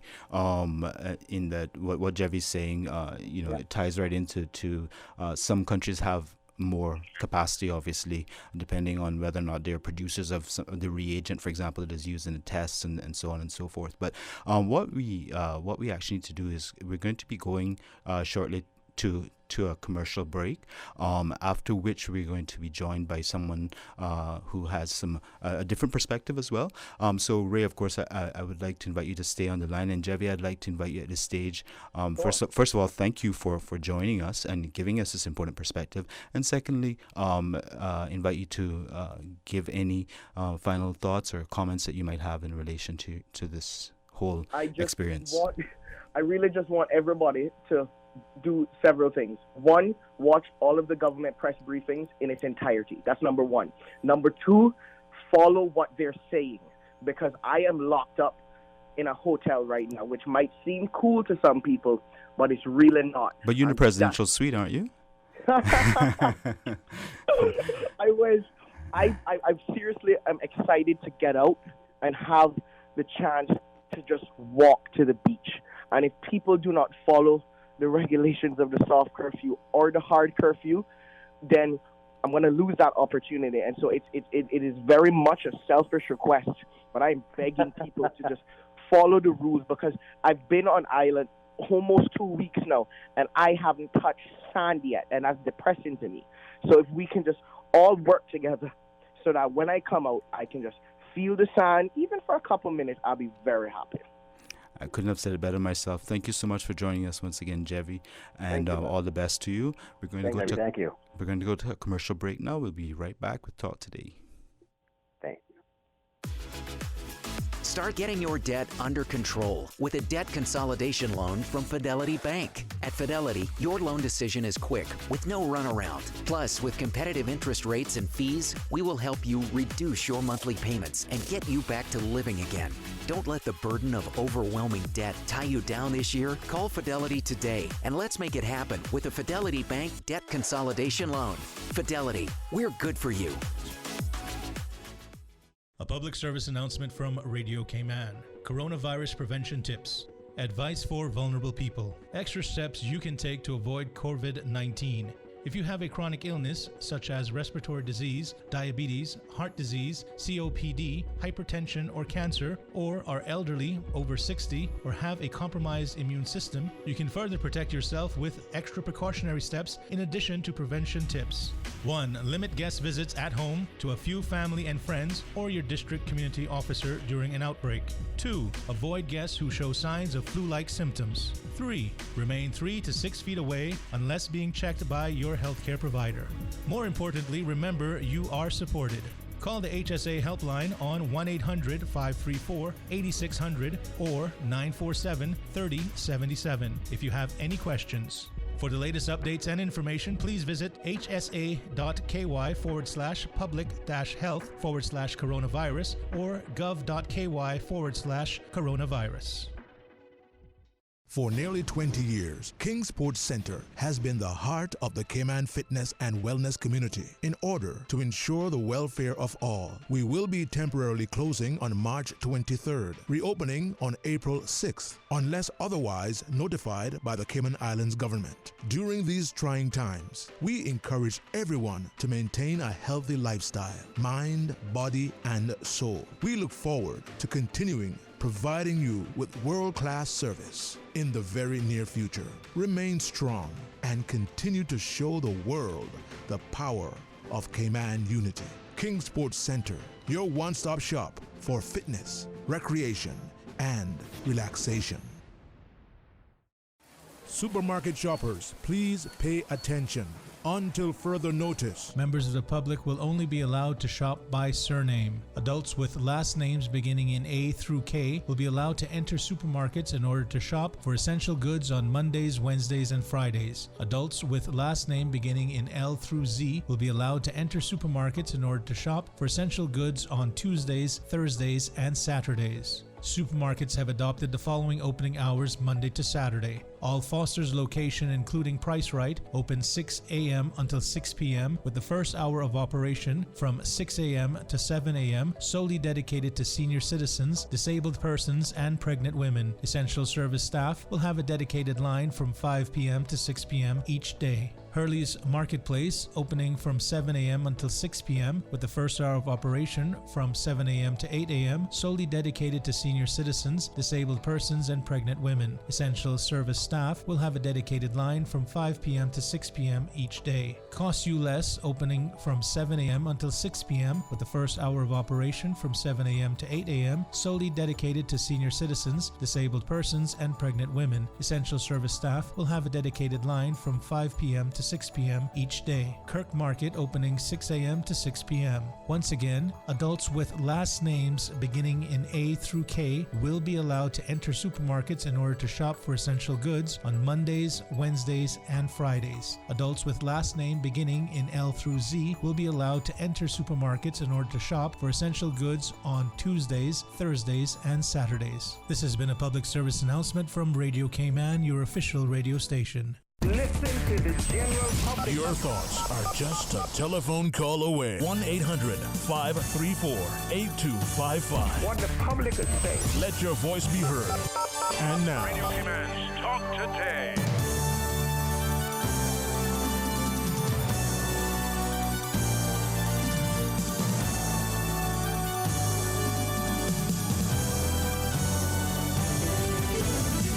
Good afternoon and welcome back to Talk Today. Thank you for staying tuned. We have two callers on the line, Ray.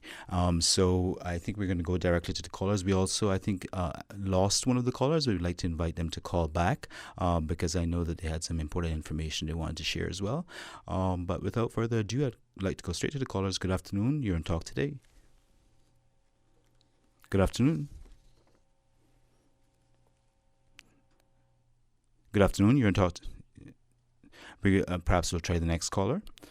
Okay, we're going to sort that out shortly. And in the meantime, Ray, did you have any further thoughts in relation to the different approaches being taken by the various countries that we were speaking of?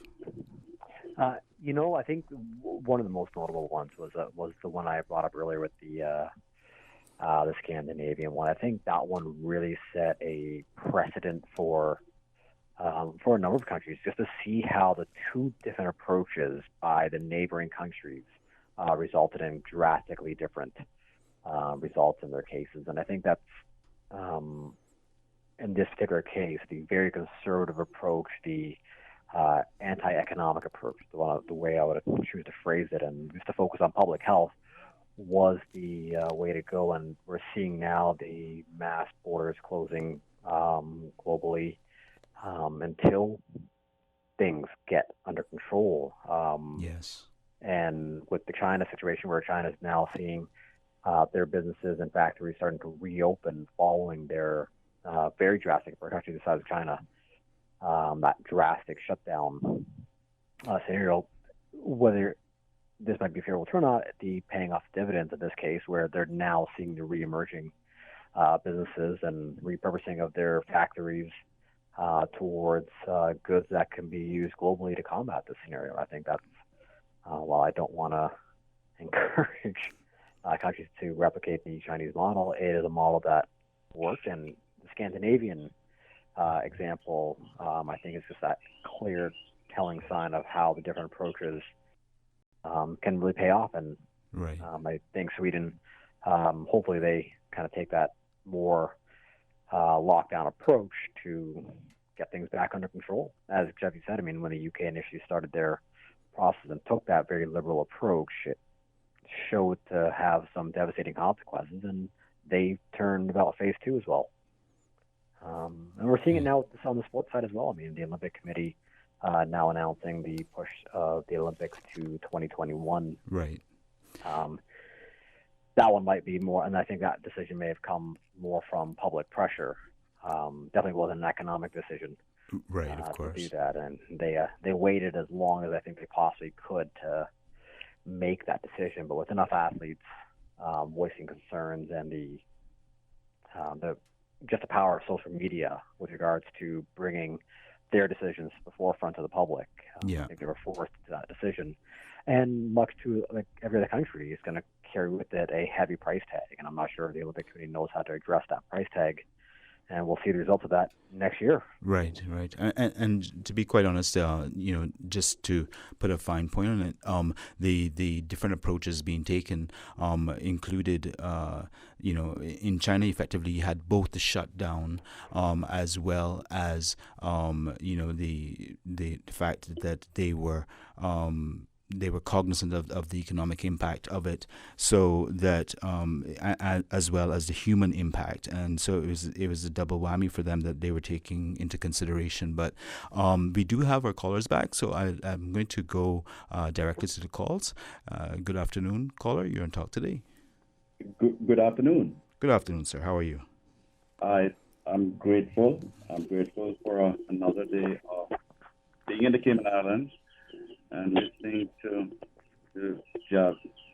our student who is away, Javi. Yes, sir. And I'm also grateful to our government and for the fact that we do have a government that is proactive and is very much confident in making decisions that have significant impact, both from an economic point of view, but considering public health concerns to be paramount at this time.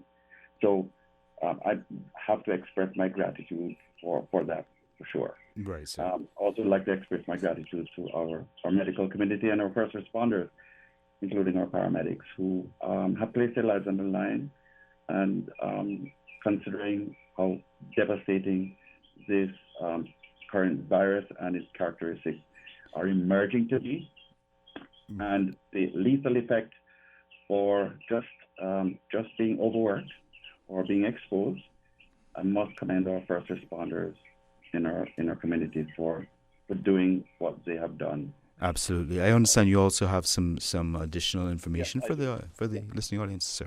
I'm speaking on behalf of Rotary Central. Okay. We're part of the service club community, and we're very active. Rotary Central has been very, very active in considering the new environment in which we are. And we have, in spite of the fact that we are restricted by communication and the ability to socialize, I speak on behalf of our president, Colin Fox, and his board. We've contributed $2,800 in Foster's Food Fair vouchers to the Hope Foundation and to the Bridge Foundation. They are two important NGOs that work along with parts of our community that are, generally speaking, very significantly disadvantaged in terms of substance to basically live. And we've contributed $5,000 to the Multiple Sclerosis Foundation, who have to actively work for a group that is significantly vulnerable, especially in the light of the emergence of the virus. We've contributed $1,000 to the Cayman Islands Blood Bank through the Cayman Islands Blood Donor Service. Our blood bank is in need of blood. Yes, because, indeed. We do have to address all of our normal casualty and emerging challenges of health, operations, heart disease, the results of heart disease, which end up having to have heart surgery. And now we do have to work with the challenges of COVID. Right. Because our blood bank is dependent on donors, and we comply with 99% compliance with World Health Standards. We do not get paid blood. We don't buy blood. We don't give gifts to get blood. So we have a narrow avenue that is voluntary donorship. So sir, Sorry to interrupt you, but just wanted to ask. We have two other callers on the line, and we will be going to the press briefing in about 11 minutes. But I of course, we are very much aware of the tremendous role that organizations like Rotary Central play in the community and in helping our community to be a better community. And I just wondered, is it correct to say that the club will continue to, like I guess many other clubs similar to Rotary Central are doing, review the circumstances and see where best their help can be applied? Yes, and we have also contributed $10,000 to the Samaritans Food Bank. And we are throwing the gauntlet out there to other service clubs or four other Rotary sibling clubs and other service organizations to step up to the plate. And I think they are. They're just in their planning stages to make sure that this is a continued effort, because we do have a growing need that is parallel to the fact that our economic machine is slowed down, and we do have people who are significantly challenged. So we are stepping up to the plate, and we're going to be keeping you informed. Thank you, Radio Cayman, for being a partner in the delivery of our messages. You are indispensable. And thank you, sir, for Thank you, Carl. For that and for throwing on that gauntlet. It's a big one to meet. Have a great afternoon. Ray, I think it's fair to say that the service clubs play such an important role in our community, and I think we play a huge role. Yes. And, if I can say that, Carl, I was speaking to Carl the other day, and some of the work that Rotary is actually trying to do to still try to keep up the blood donations. And like I said, everything's a very fluid situation, but when we have social distancing as a major factor, that can inhibit what you can collect. And at times like this, the community still needs blood donors. So do look out for more information from the Rotary Club as they continue the initiatives for blood donations. Absolutely. So we have two more callers on the line. I'd like to go directly to the next caller at this stage. So good afternoon, caller. You're on Talk Today. Hi, good afternoon. Good afternoon. How are you, ma'am? I'm good, thanks. How are y'all? Good, thank you. I hope everyone is well. I'm actually calling. I need some clarification as to the operation of the banks. I attended Royal Bank earlier today. I was in line from 11:45. The security seemed to know very little that was taking place in regards to the operations of the bank, even though he should have known because he's been there for quite some time.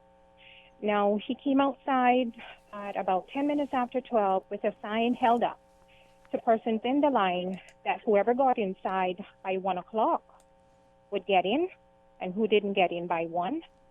A number of persons in the line made inquiries as to were they operating from a surname basis based on what came out on the press briefing yesterday from the Premier. He didn't know. When he was asked to get someone from the inside that could come out and speak with us, we were told that there was no one inside that could come out and speak with us. Right. So I'm just, and not only for me, but for others that's listening as well, is there anyone that can find out for us that persons are aware going forward from today to not have that situation happen again? If you're in line before 1 o'clock, is it okay for them to dismiss you, or are you supposed to be served at a point? Okay, whoever is in the line, when that 1 o'clock time comes around, they will be served, or is it just to dismiss people that are inside before 1 or at 1 and so up the sort? Right. Well, to the best of my knowledge, and I'm just checking on that now, but to the best of my knowledge, the sorting per last name was something which was applicable solely to the supermarkets, and oh, but I understand that was announced in relation to the banks as well. I had not heard of the banks actually applying it, because but then again, I haven't been to the banks, so I wouldn't necessarily know. But I'm just getting that just getting that information as well, because obviously with the shortened hours that they have for opening, it would be and also by virtue of the fact that only a few of the branches for each of the respective retail banks are actually opened, then the necessity of being able to organize it as best as possible to serve as many customers as possible is definitely there. And beyond that, however, I don't think that there are any specific provisions about when people get into the queue or not. Ray, do you know anything about that? Well, I do know that the restrictions for the grocery store applies to the banks as well. And LCMB has they issued out a statement yesterday that only their Command Bay location, their Elgin Avenue location would be closed so that their business operation can operate.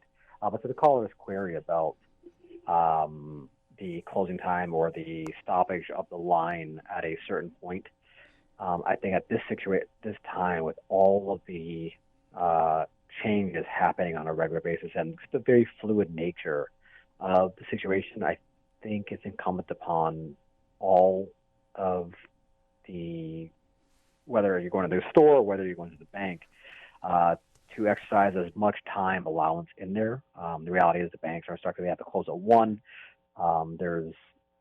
It's extremely inconvenient to be standing in line for any period of time and then told that you can't get into the bank when you need to. However unfortunate that is, and it truly is a very inconvenient situation, we just have to all, as a community, just band together and plan, I guess, that much more for the allowance of the banks and the stores to abide by the soft curfews and the closing times that they're instructed to abide by. Okay. Thank you very So much. just for clarity, Ray was absolutely correct, of course, but just for clarity, the bank visits, of course, the banks are open from Monday through Friday, and I believe the hours are typically 9 to 1, and how it is done is that persons with their last name beginning with A through K are Mondays and Wednesdays, and Friday. And all names apply on Fridays, and L through Z are Tuesdays and Thursdays. Is the information that's on the government website,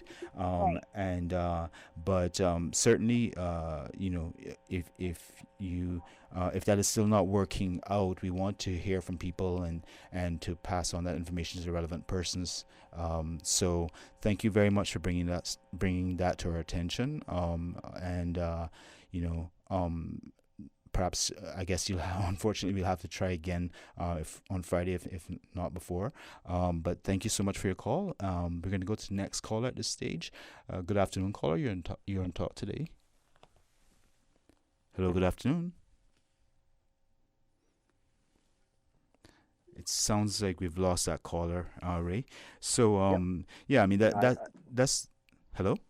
Yep, no, I'm still here. Yep. Okay. And thanks also for that clarification as well, because I hadn't seen that previously. I was wondering actually how things were going at with the implementation of the system at the supermarkets, because obviously they have somewhat more capacity to deal with the distancing as well. And I wonder if things had improved or whether the queues were still massively difficult to manage. One.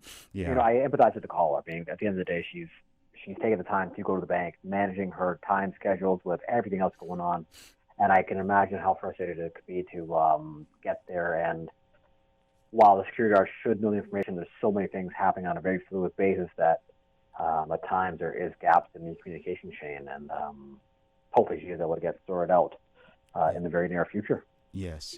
And I understand that at the banks too, that just as with the supermarkets, there is a special line, shall we say, or a particular line for the for persons who are elderly or first liners. Yeah. Yes. Absolutely correct. Yeah. So I think the various institutions are doing their best to obviously protect their staff and protect their customers as well. It's just challenging, I suppose, to be able to serve everyone, and hence the reason why obviously they're encouraging people insofar as possible to actually utilize the electronic services that are available and register online if they haven't already done so.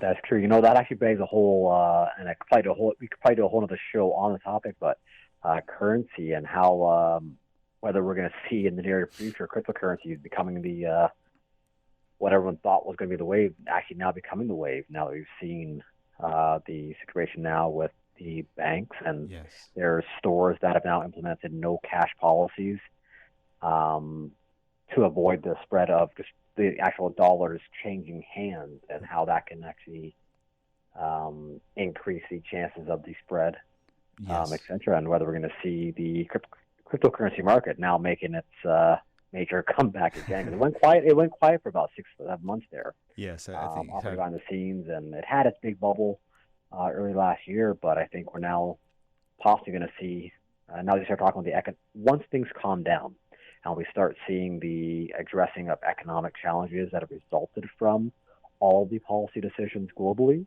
I think we might be having a conversation on cryptocurrencies in the very near future. Well, yes, I mean, that's certainly one possibility. I obviously I'm not a banker, so I'm not quite sure what direction they're going to take that one in. But certainly, the banks had been thankfully encouraging people to and improving their online systems significantly in recent times, which is great. I mean, until quite recently, it wasn't possible to make an online transfer from one Cayman Islands retail bank to another Cayman Islands retail bank, and whereas that is now as common as any other of the transactions that can be done online. So almost all banking can be done online, except the actual receipt of hard currency. So to that extent, they've certainly lessened the need to go into the bank, and they've encouraged their customers to adhere to those policies by, obviously charging larger fees for having to attend to customers from inside the bank itself. So that's another consideration. But with respect to cryptocurrency, I mean, that's a very interesting topic. Like you said, it could be one for an entire day's conversation. But I would have to say that I would think that one of the major considerations with that, of course, would be anti-money laundering provisions and everything that relates to the possibility of fraudulent activity and so on and so forth. But we have to go to the news at this stage. So, Ray, if you could hold the line, we'd really appreciate it. And we'll go to the news, and we'll be back shortly thereafter.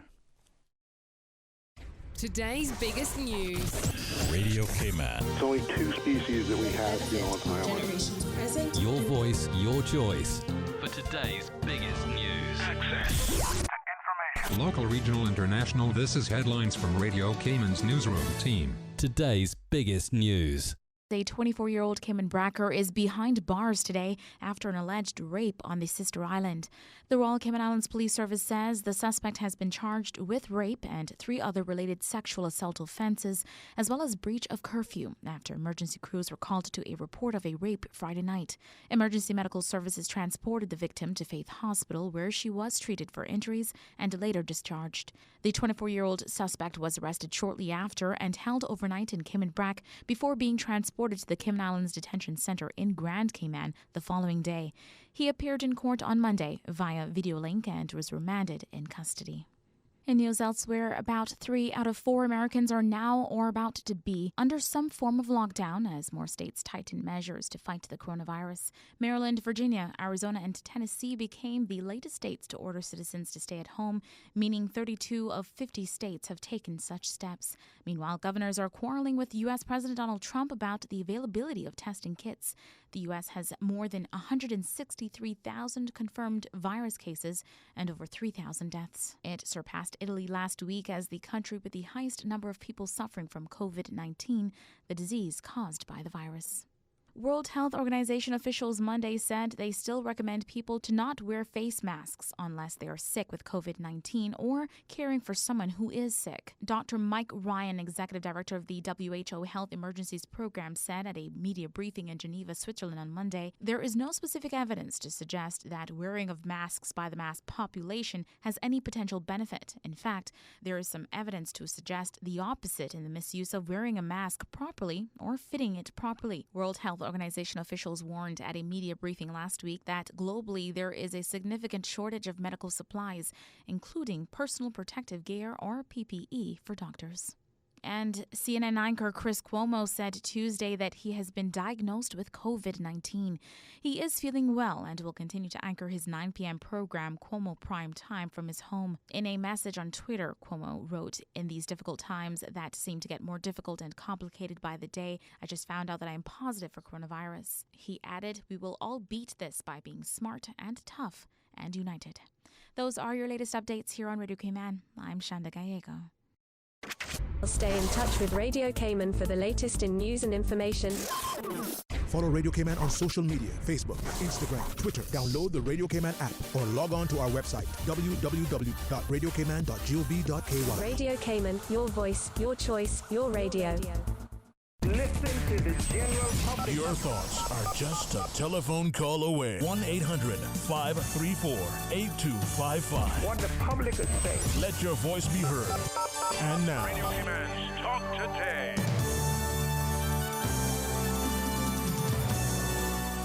Good afternoon and welcome back to Talk Today. It is my pleasure to be here with you, and I have also Mr. Ray Singh, also Radio Cayman, on the line with us.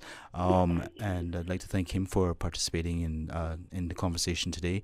What's going to happen is that once the press briefing begins, we're going to just go directly over to the press briefing as per usual. So we'll just very calmly and coolly fall back in the background.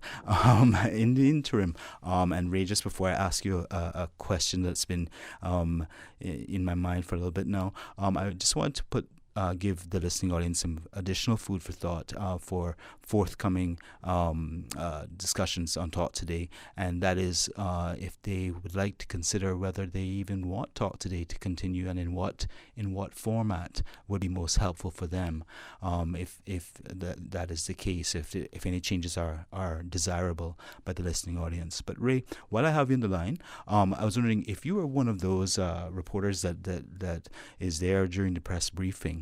What are some of the questions that you would like to ask that perhaps are not being asked? I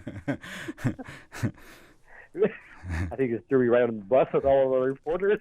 Oh, sorry about that. You don't have to answer, you know. No, I mean, it's a very valid question, and I think a lot of the community would like to actually be able to throw those questions out there when they're in the press conferences. I think with regards to questions that if I was sitting in there as a reporter, one, I will say, I think the manner in which the government has addressed the health and the curfew scenario has been, one, very responsible, and I don't see many gaps in the logical reasoning behind a lot of the decisions that have been made. However, there's the longer-term question that I think, from a financial standpoint, that while we've taken the approach of health first, money second, which is the right approach, right. At some point, number two has to get addressed. And I believe last week the Honorable Premier mentioned the possibility of members of the finance community joining the press conferences in the near future to discuss, for lack of a better word, the reparations and what is going to be done long term. Because I think once the initial panic is out of the way, once everything is better managed and under control with regards to the spread and hopefully the never happening of community spread situation, there's some serious questions on the finance side that have to be addressed. Absolutely, yes. And I think a line of questioning along those lines as to, we're talking about everything's going to have a knock-on effect. And at some point where I think the only way really to get out of it, other than a very slow trudge uphill, is with a little bit of loosening on the credit market. Yes. I think that's the solution, but I think I'd like to hear it from the government standpoint on how we talk about tourism taking a significant hit, and I think that hit is a longer-term hit. So I think on the press conference area, well, what are the longer-term strategies for addressing the tourism side, the small business community? I realize that they put in some measures right now for small business counseling, so to speak, to help the small businesses, but what are the longer-term options that are available to help stimulate the economy again? We're going directly now to the press briefing. I'm sorry about the break, but we have to go direct to the press briefing now. Your faithful protection in the past, we come humbly to your throne of mercy again today, fully convinced that your will towards us is totally in line with your character. God of love and mercy, hear our prayers for these 3 islands and our people. We ask for your protection so that both the spread of COVID-19 and its impact upon our people will be halted and kept to a minimum. How can we ask for more? For we deserve nothing of your goodness. Guide our Premier, our Governor, our Minister of Health, our entire medical fraternity, both department heads and the rank and file, and protect those who are on the front lines and all who are most vulnerable and at highest risk from this viral pandemic. We pray that you will give revelation and wisdom to those who are working to find both a cure and prevention for this disease, so that lives will be saved and the hearts of people turn once again to you in worship. Again, we pray that we all will exercise both discipline and wisdom in our daily activities, so as to protect both ourselves and those around us from contracting this disease. For your mercy and grace, we give you thanks in Christ's name. Amen. Amen. Thank you, Pastor.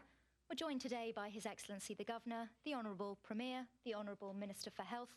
We also have the Commissioner of Police and the Chief Medical Officer on hand. So we'll turn first to Dr. Lee.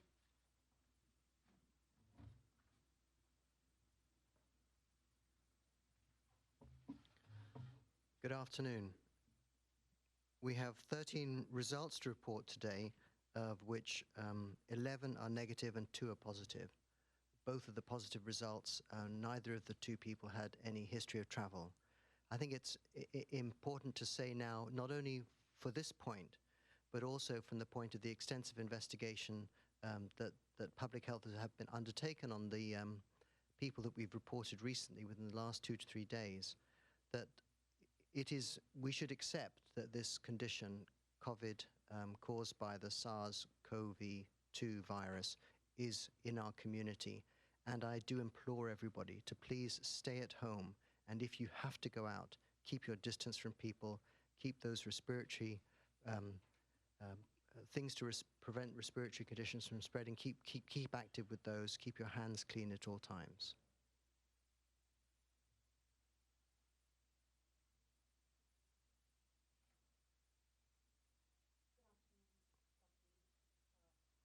Reshma Raghunath, Cayman Compass. So today you are confirming that we have community transmission. Is that correct? That's correct. So in relation to what the community should do, you said we should stay home. Is it a question of do we need to wear the masks now? Do we need to wear gloves when we go out? Because there are people who will be going out to get supermarket, go to the supermarket, banks, so forth. What would be your advice to the community who need to go out now? I think if people need to go out, if everybody does wear masks, and there is a supply issue, and I do recognize that. There's not even enough masks for me to go and say, can I have some? Because it's just inappropriate. But there is a supply issue. But if everybody is able to wear masks, it will prevent that droplet spread, the gross droplet spread that might happen from one person to another should they perhaps be spreading, have the condition. In relation to these 3 cases, can you share any information in terms of the place, districts that they may be from, or any sort of details on their condition so that the public may be aware of that? I know that one person was unwell enough to have to go to the HSA for treatment. I don't believe, and I need to check, but I don't believe that either of the 2, I mentioned 2 positives today, were admitted to the hospital.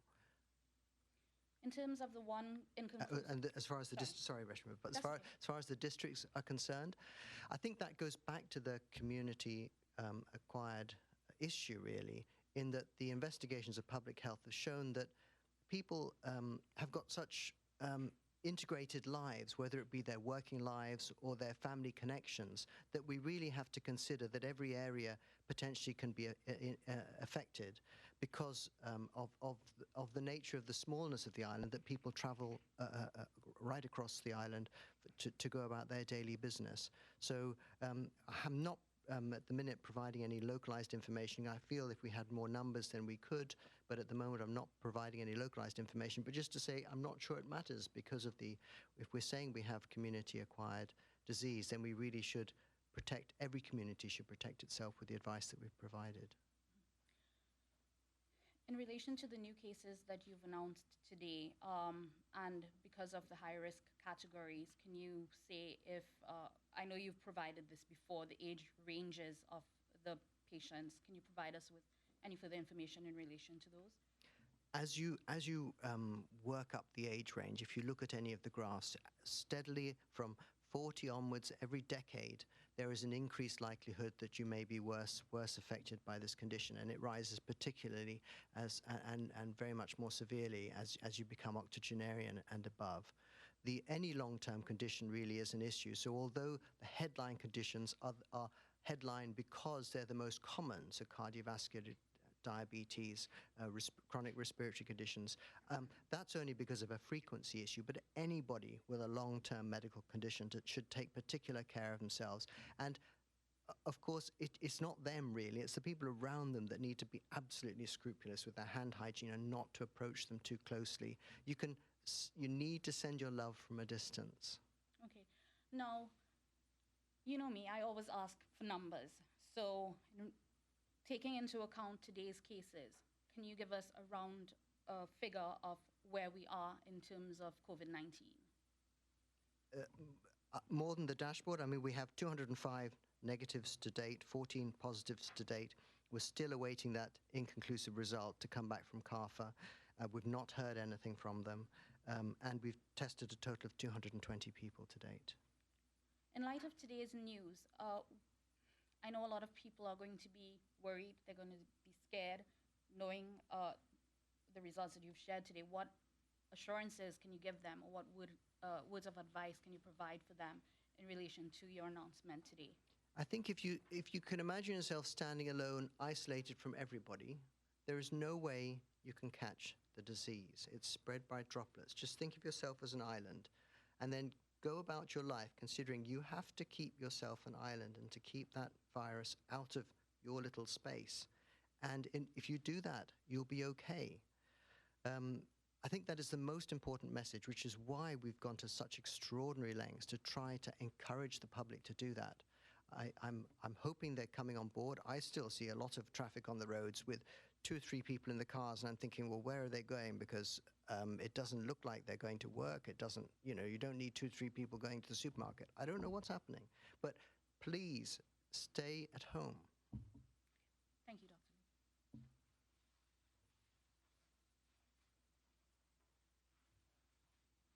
Dr. Dr. Lee, I have a question for you joining us from Cayman News Service.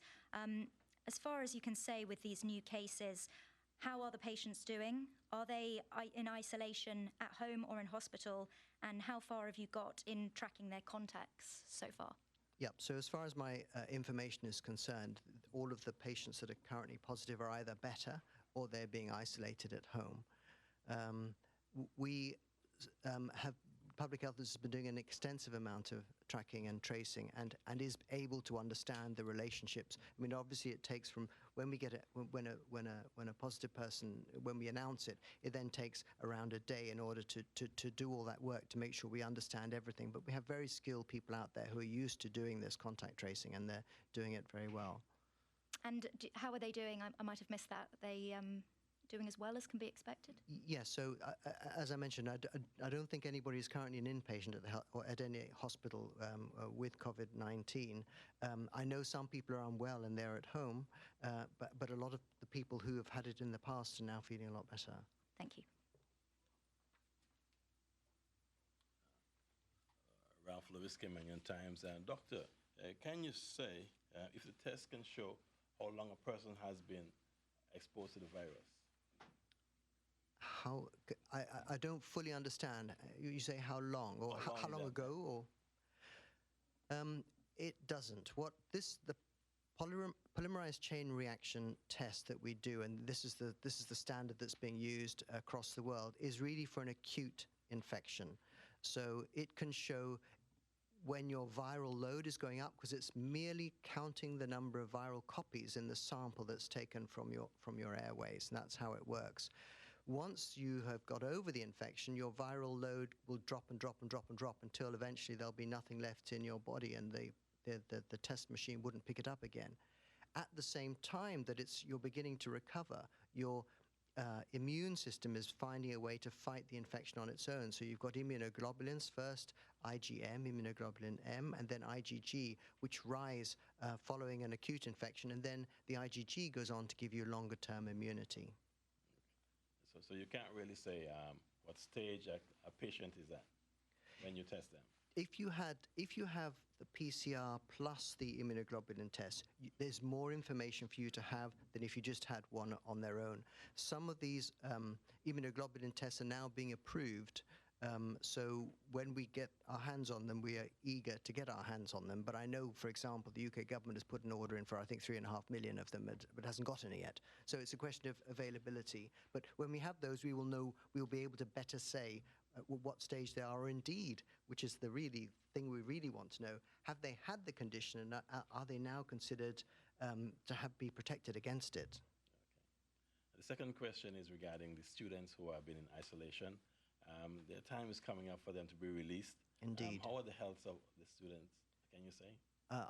I know that a few of them have been unwell and have been managed, but I don't believe anybody is in particular a problem at the minute. I think that those issues have resolved. Will they be tested before they're released? We don't currently have any plans to do that. We would follow the protocol that we're applying for everybody else on the island at the minute. If we had the ability to have much more widespread testing, because an order came in for huge amounts of reagents, we probably would, as we would also do an awful lot more testing, and there would be a group we would consider, but we don't have the capacity for that at the minute. Thank you.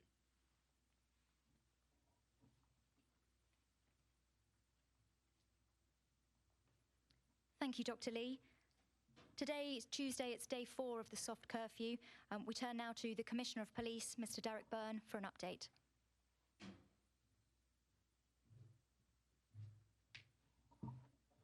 Good afternoon. No significant policing issues over the past 24 hours. The crime situation remains stable, and there is almost full compliance with the hard curfew between 7 p.m. and 5 a.m. nightly. Most of the traffic movements during the night curfew occur before 9 p.m. and these are associated with the food delivery services. Turning to last night in terms of enforcement and breaches of curfew, Little Cayman, no issues arising. Cayman Brack, 6 interceptions by police, no breach of curfew detected. Grand Cayman, 154 interceptions by police, 5 persons found in breach of curfew, all warned for prosecution. This included 2 persons who were arrested while driving under the influence and found to be over the legal limit, and who will be prosecuted separately for those offences. Looking at this morning's soft curfew, traffic today is flowing pretty well. I probably still have some concerns. There's more traffic on the road than there should be. We have strategic police checkpoints in place across the island. Business at supermarkets, pharmacies and banks continues to be brisk, but is being well managed and controlled. Supply lines remain open and there is no shortage of stock being reported at the supermarkets. There's only a small amount of activity with persons out walking along the beach, and all are practicing social distancing. This is the message from our helicopter unit, who are providing overhead surveillance. Our helicopter and marine units are deployed on extended tours to monitor activities in the water and across the islands. Looking from 6 a.m. this morning, monitoring our traffic movements, 3 persons were found to be in breach of the soft curfew. All 3 were motorists, and all 3 have been warned for intended prosecution. Just 2 key messages today, picking up from the reports I received from the command team on a daily basis. Drivers, please be aware of joggers, particularly around dusk, just before nighttime curfew comes into play. And joggers, please exercise extreme caution while you're out running particularly if you are stepping off the footpath or running on the soft margins. Be very situationally aware of traffic movements. A reminder that the soft curfew, it precludes or excludes any marine activity, so therefore there should be no marine activity during the curfew period, and our helicopter unit and our joint marine unit are watching those activities with a view to enforcement, strict enforcement. I remind all, the hard curfew continues at 7 p.m. this evening until 5 a.m. in the morning. And if you have no business on the road as an exempted essential service provider, please stay off the road, stay home, Cayman. Thank you.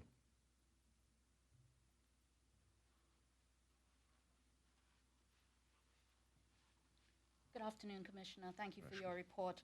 I'm just curious, with the breaches that you've just told us about involving alcohol consumption, would it be maybe part of your thinking to recommend that liquor stores be closed to kind of reduce this particular type of incidents? So at the moment they are an exempted category, and those conversations take place on a daily basis that will be managed at government level. I feed in to the situation report on a daily basis, and that will be managed as we go forward. I mean, it's a responsibility on the individuals driving not to be driving while under the influence, as opposed to the license holders. Okay. Now, you said that there's still a lot of people on the roads. Even though you're saying there's still full compliance, we still see traffic at the checkpoints. Is there any plan by you to crack the whip a little harder on these people so that they get the message that they need to stay home, especially in light of the news that we received today about community transmission? Yes, I think the news today does step it up a little for us. We're 4 days in now, and we have been promoting the message, stay at home. I certainly will look at it at my next briefing then, which is later this evening, and I think we'll have to do a bit more on the road in terms of enforcement. Okay, thank you. Yesterday, Dr. Lee shared that he would have spoken to you about people who may be positive and or people in a household with a positive person breaking the protocols for isolation. Have you had any reports of this happening? And if so, or if not, what are the penalties if anyone breaks these protocols? So I received no specific report of anybody breaking the isolation protocols at the moment. And the conversation with Dr. Lee is, how do we go to the next stage if this becomes an issue? And that is a matter of enforcement. And the penalties are there under the suppression law, under the public health suppression laws for persons who breach that. And that's a matter for us to enforce those. And we will enforce them. And we certainly will look at the suggestions put forward by Dr. Lee, and that's being looked at in NEOC, both in the morning sessions and in the policy sessions in the afternoon on a daily basis. In terms of the persons breaching curfew, that's a clear breach of the criminal law, which we're dealing with. We have a number of those persons who will be brought before the court for breach of curfew. Just to help the public, with specific reference to the quarantine, the isolation protocols, what are the penalties under the suppression and control? So the suppression law penalties are a fine of $1,000 or a period of 6 months imprisonment, which is completely separate to the police law and the curfew, the nighttime curfew, which is a fine of $3,000 and a period of imprisonment not exceeding a year. Okay. Thank you very much.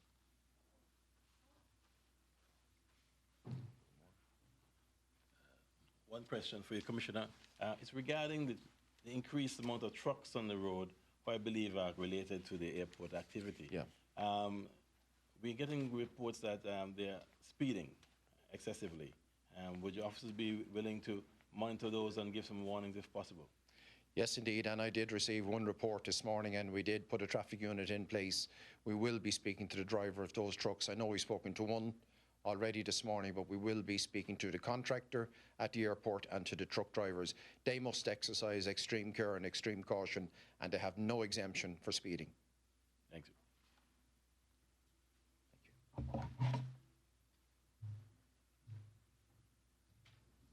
Thank you, Commissioner. Thank you also to our viewers who continue to send in your questions. A reminder to keep gov.ky/coronavirus, in particular the frequently asked questions page at the forefront of your browser, where many of those questions have been addressed in previous briefings. So we'll turn now to the Honourable Premier. Thank you. Hello, everyone. I'll start today's briefing with my customary report on the progress of the virus through many of the countries in the world, particularly those where it is most active. Starting with the United States of America, total cases now are 174,834, up 11,046 since overnight. 3,408 deaths. That's actually more than China had. Up 267 overnight. Italy, 105,792 cases, up 4,053 overnight. Total deaths, 12,428, up 837 overnight. Spain, 94,417, up 6,461 overnight. Total deaths, 8,269, up 553 overnight. China, someone asked me yesterday to report on China. 81,518 cases, only 79 new cases overnight. Total deaths, 3,305, up 5 overnight. The United Kingdom, 25,150 cases, up 3,009 overnight. Total deaths, 1,789, up 381 overnight.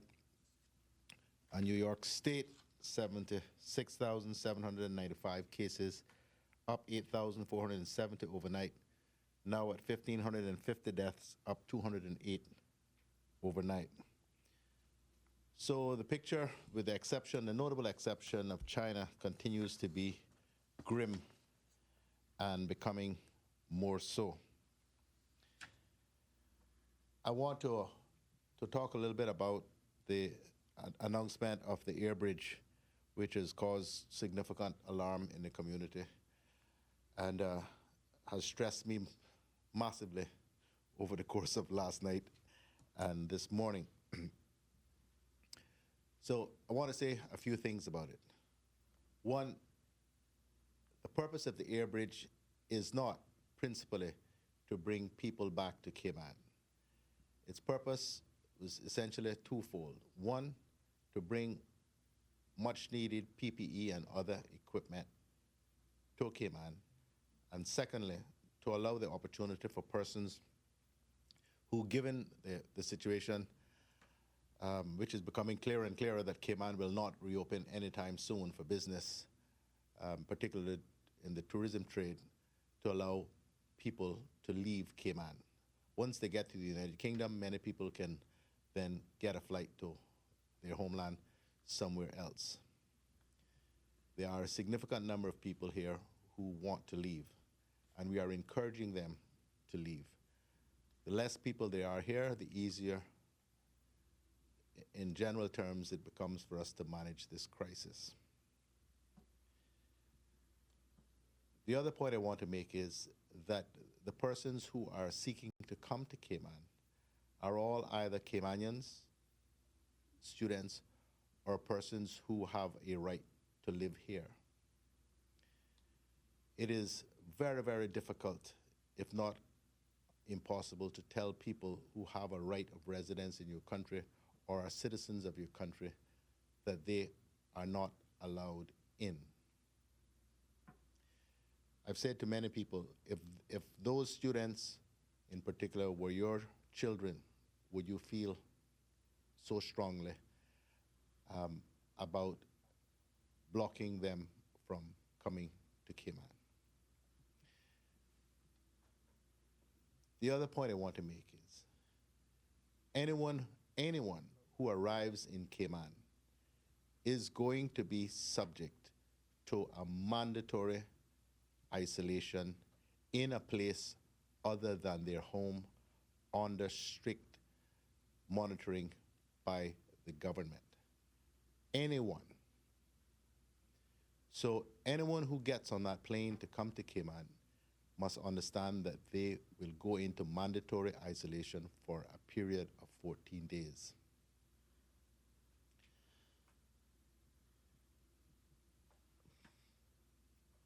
Let me just talk a little bit about the students who are in isolation now. We have no reports of any of those young people exhibiting symptoms of COVID-19, and none of them have tested positive so far, and we're almost at the end of their isolation. Given what Dr. Lee has said today, that we are now absolutely certain that there is community transmission, I want people to understand this. There is far greater risk of you contracting COVID-19 in Cayman from going to the supermarket or to the bank or hanging out with folk than it will be of you contracting it from persons who are mandatorily quarantined for 14 days. The point I'm making is those persons who are currently isolated, the students, and those who will come and will also be isolated for 14 days will pose a far less risk to this community than individuals who move about freely, not practicing social distancing and hanging together in groups. Those are far greater risks, far more likely to be vectors of COVID-19 than persons who have been isolated or will be isolated for 14 days. The point that we have been making ever since is we all need to stay at home unless it's absolutely essential that we go out. We need to wash our hands frequently. We need to practice social distancing. That is the only way that we are going to avoid this becoming a massive crisis akin to some of the countries, that I have just read the results about. So rather than people obsessing about the potential of students and some others returning to Cayman, we need to obsess about what we are doing, how we are living when we go out unnecessarily, running up and down on the roads. I don't know where people are going because most places are supposed to be closed. We need to stay home. The other matter I would like to address is what the government is doing in terms of assisting vulnerable persons in need. So the NAU, the Needs Assessment Unit, which is a unit under the Department of Children and Family Services, has paid an additional stipend to persons on permanent financial assistance, seamen and veterans, in the amount of $425. We paid that on the 27th of March. We have extended approval for continuing assistance to all existing and known NAU clients for 3 to 6 months. We are currently providing services and assistance to 1,653 families, consisting of food vouchers, rent, utilities, and permanent financial assistance. Of the families being served, some 60% are elderly. We have 81 new applications for families which have been received and are being processed. DCFS, some of their staff have been redeployed to work with the students who are currently quarantined. The residential facilities for our seniors and disabled, both in Grand Cayman and Cayman Brac, continue to operate at 100% to ensure the needs of residents are met.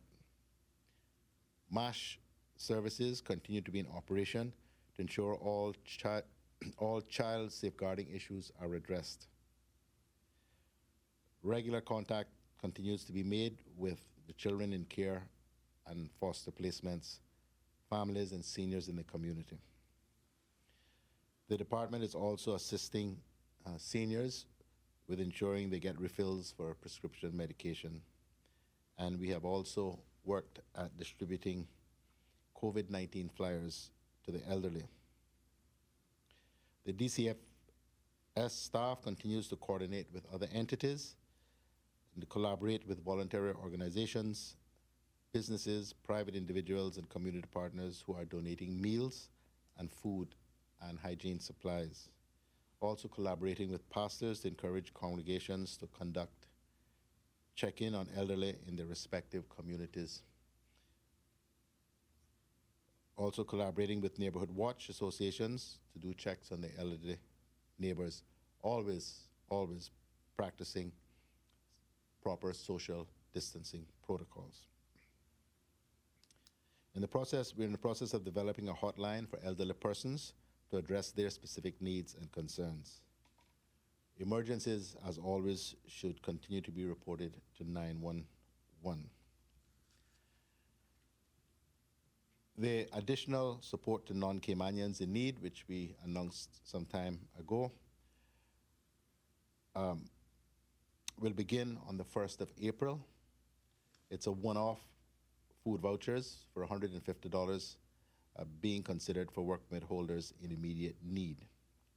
Applications will be accepted for review and consideration starting on the 1st of April. Vouchers will provide interim support over a 2-week period to those who qualify until the airport reopens and or they are able to resume their jobs.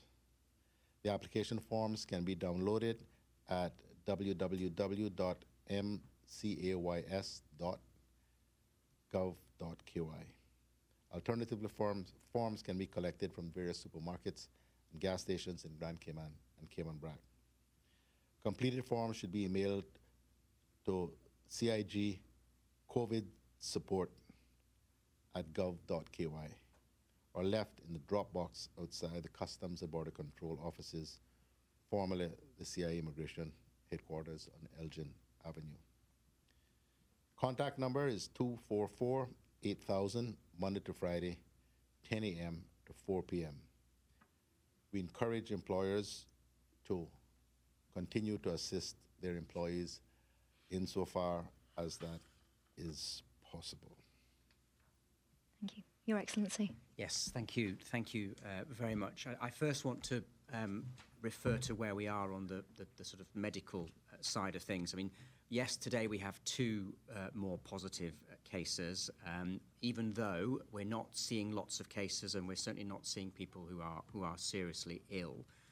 But we do have now evidence that there is community-wide spread, which we've said had to be the case for quite some time now. And we continue to give the message that the safest place to be is at home. So please do follow all the advice seriously.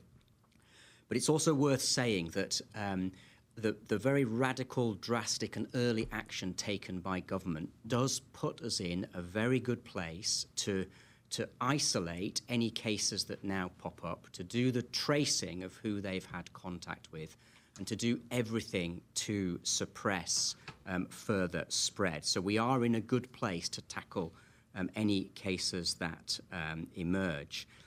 But it does again underline what we've said repeatedly, that all of us need to limit human contact to the extent possible and really make an extra special effort to protect and look after our elderly and vulnerable people. On the curfew, just to say again, I think that's going very well. Thank you to the Police Commissioner and everybody involved in that, and thank you again to the community for the cooperation on the curfews. We absolutely need that to continue, and I hope people will step that up even more after today. On the British Airways flight, I think the Premier has put it very succinctly and very clearly, and I fully endorse everything that he said. And of course, I am very aware of concern about anybody returning on that BA flight.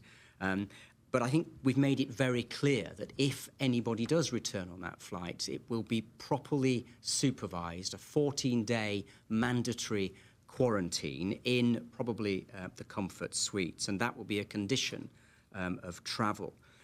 But I do have to say that these are also Caymanians, and where there are genuinely compassionate cases of people who need to return, we do need to show some heart, and we do need to show some humanity in dealing with those cases. The UK has just spent £75 million chartering aircraft to bring its nationals back to the UK. We should be able to bring in 20 or 30 people who genuinely and compassionately need to return to Cayman. And I don't want to lose sight of the fact that this flight will help a lot of people who want to leave our islands, and it will bring in some much needed equipment. So just to say again, please do follow all the advice. And I finally want today just to say a big thank you to all the people out there who are manning our helplines. There are a number of helplines. This is a very stressful situation, and all of us will feel fearful and will feel concerned. We like certainty as human beings, and this situation provides nothing but uncertainty. And so it's right that we all feel anxious, but there is support and help out there. So my thanks to all the staff and the volunteers on the various helplines. That's the Emergency Travel Helpline, the Needs Assessment Unit Helpline, the NEOC Helpline, the Mental Health Helpline, and HSA's Flu Help Hotline. My thanks also to the Cayman Islands Crisis Centre, who are keeping their shelter open during what I know is a very challenging time for victims of domestic violence.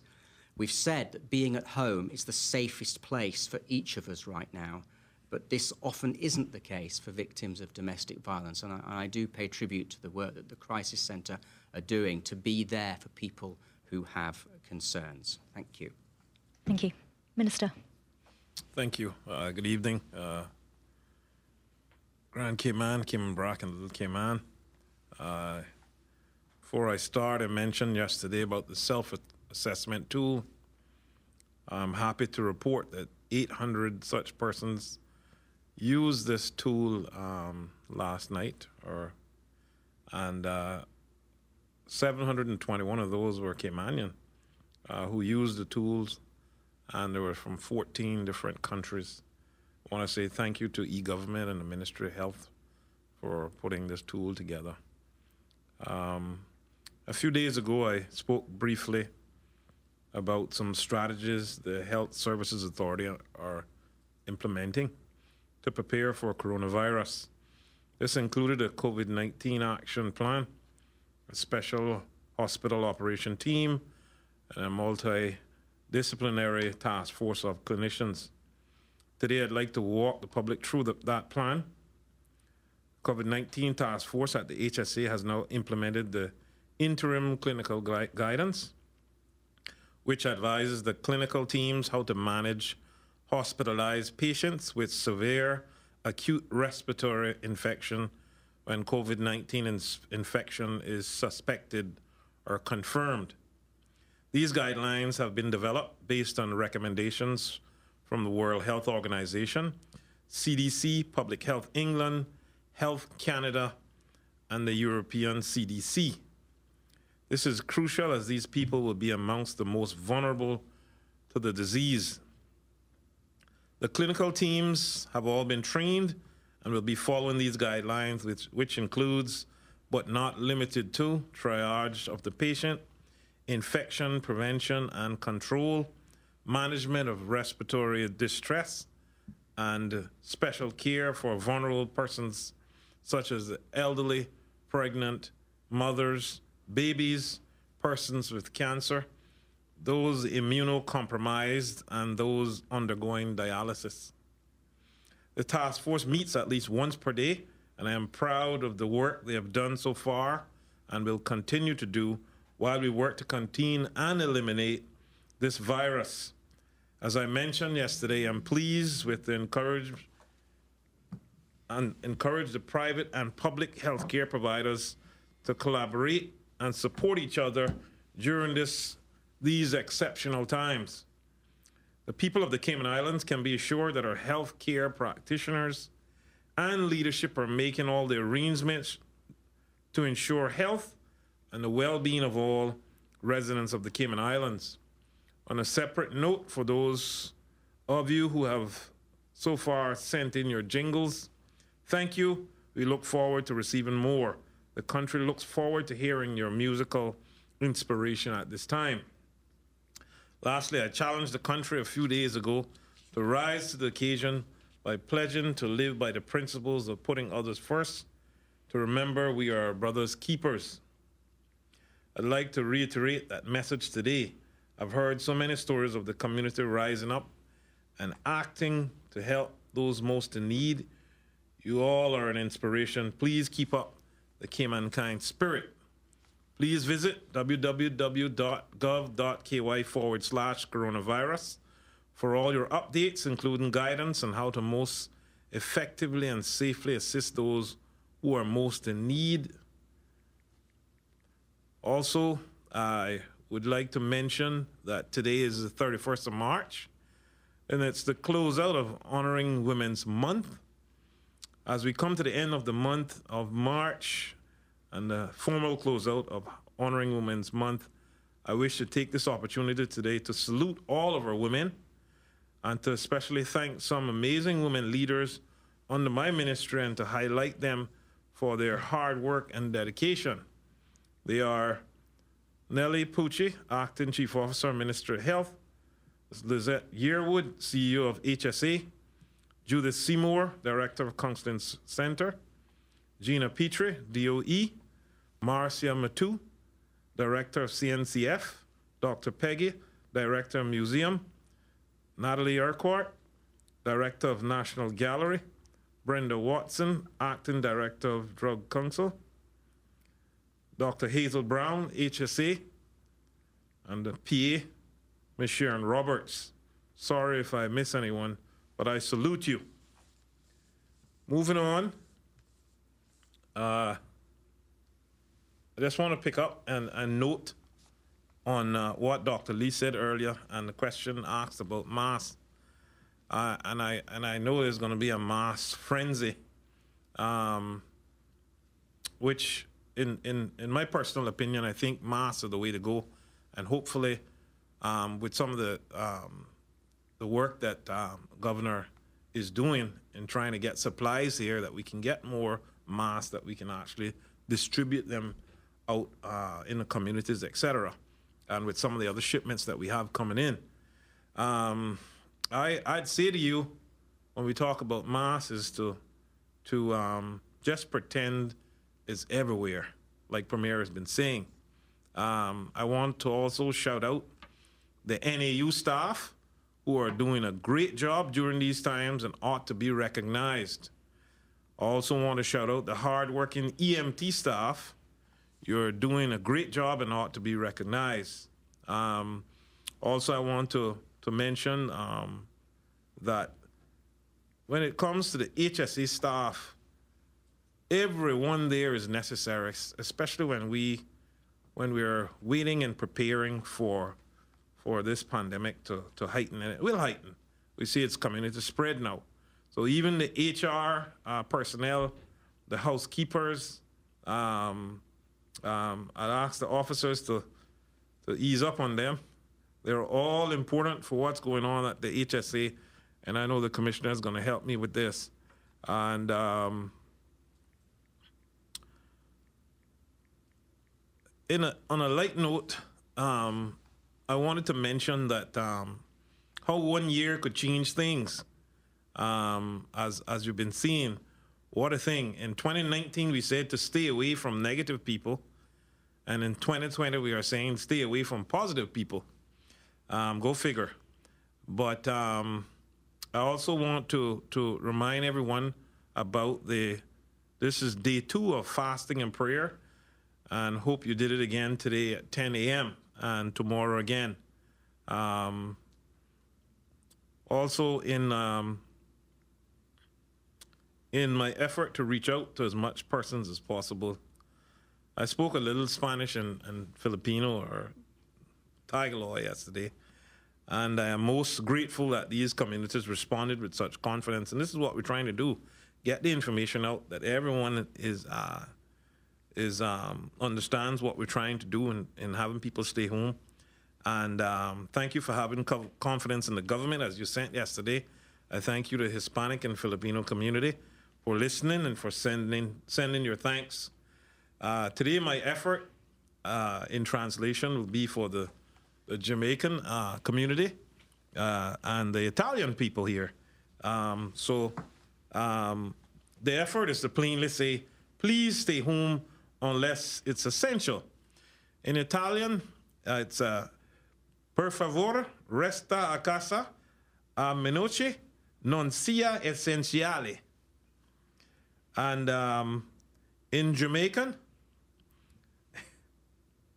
it's do. Please turn your yard if you want to live. Mas Claude say it's not so pretty out there.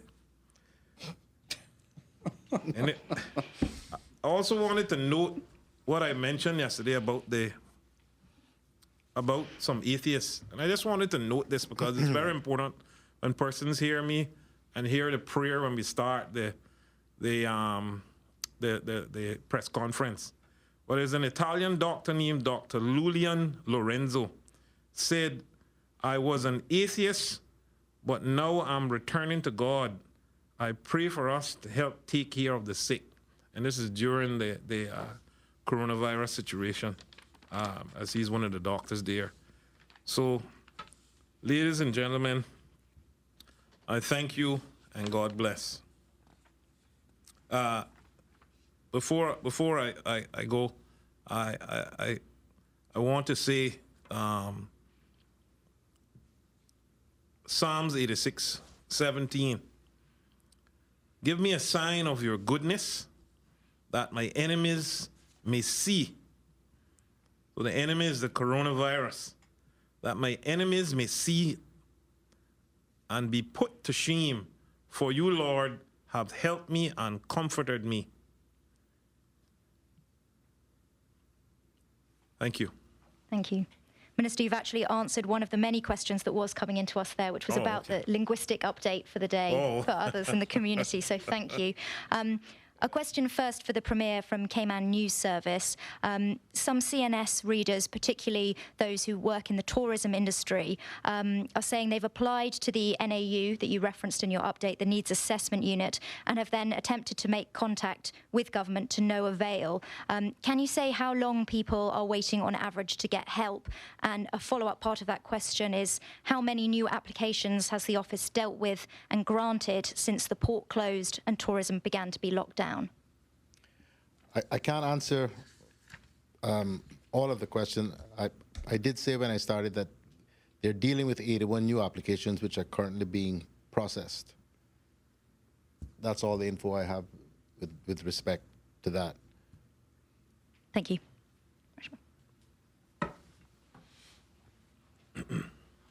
And I should say that it's not simply a process of you submit the application and that's it. You have to be interviewed. They have got to make an assessment as to whether or not you qualify for the grant. And of course, this is not as easy as it once was because it's all being done by phone or online now. Thank you. This one is for you, Premier. In light of what has been shared with us today, the results, will you be considering a more stringent clampdown on the community to slow the spread of the COVID-19? No, the measures that we currently have in place are exactly what we need to have in place. I have said from the start that we need to behave in this community as though the virus was among us. I don't know how many times I need to keep saying that for people to understand. If people will comply with what's currently in place, there will be no need for any further lockdown. Stay home as much as you possibly can, socially distance when you have to go out. That's all you need to do. Now, in light of the BA flight, and you've answered a lot of the questions that we've had coming in, are there any figures that you can share with us? How many people have requested to leave the island, and how many have requested to return to the island? No, I don't have the numbers as to how many people are asking to go. I just know that up until now we've had 121 requests to come over. How many of those qualify, I can't say at this particular time. But we will sort through those. It's all being managed by the Cayman Islands Government Office in London, and some decisions will be made as to those that qualify to return.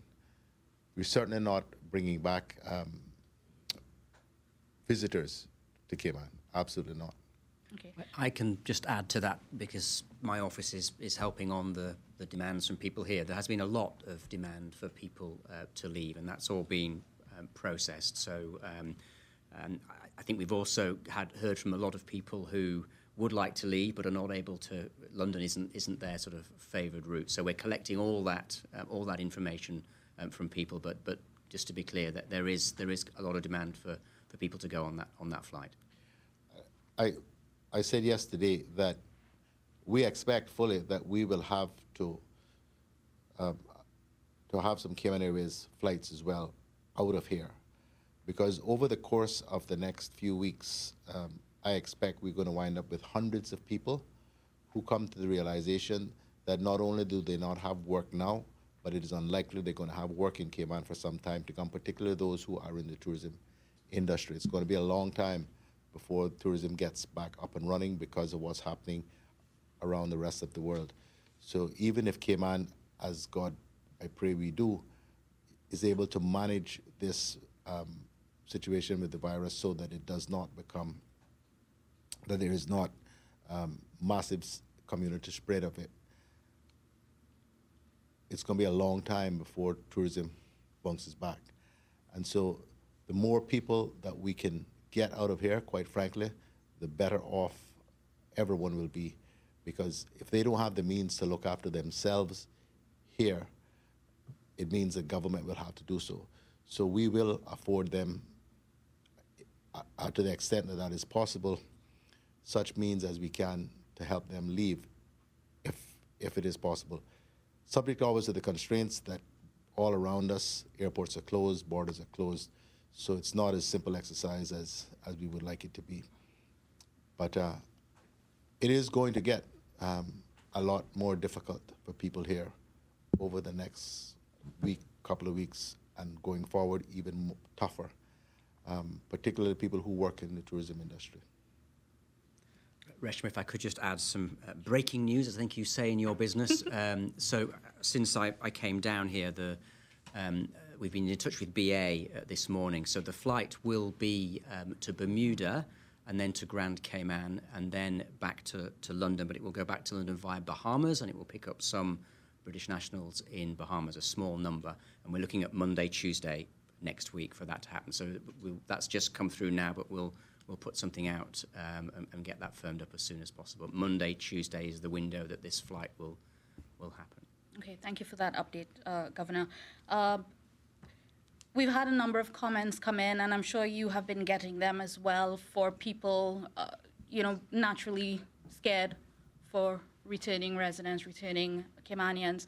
Will you be subjecting these individuals to testing before they arrive here so that we ensure that they don't have the symptoms, even though I know it's asymptomatic? Of course, it's a bit illogical to say, right?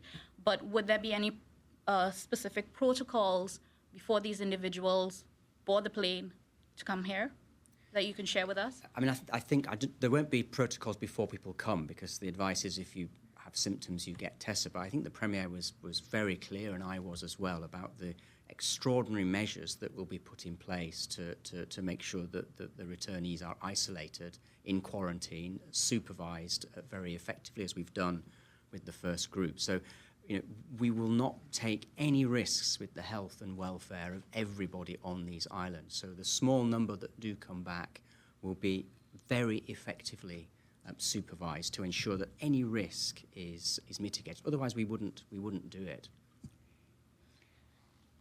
We have gone to extraordinary measures, as Dr. Lee likes to say, to try to keep this country safe.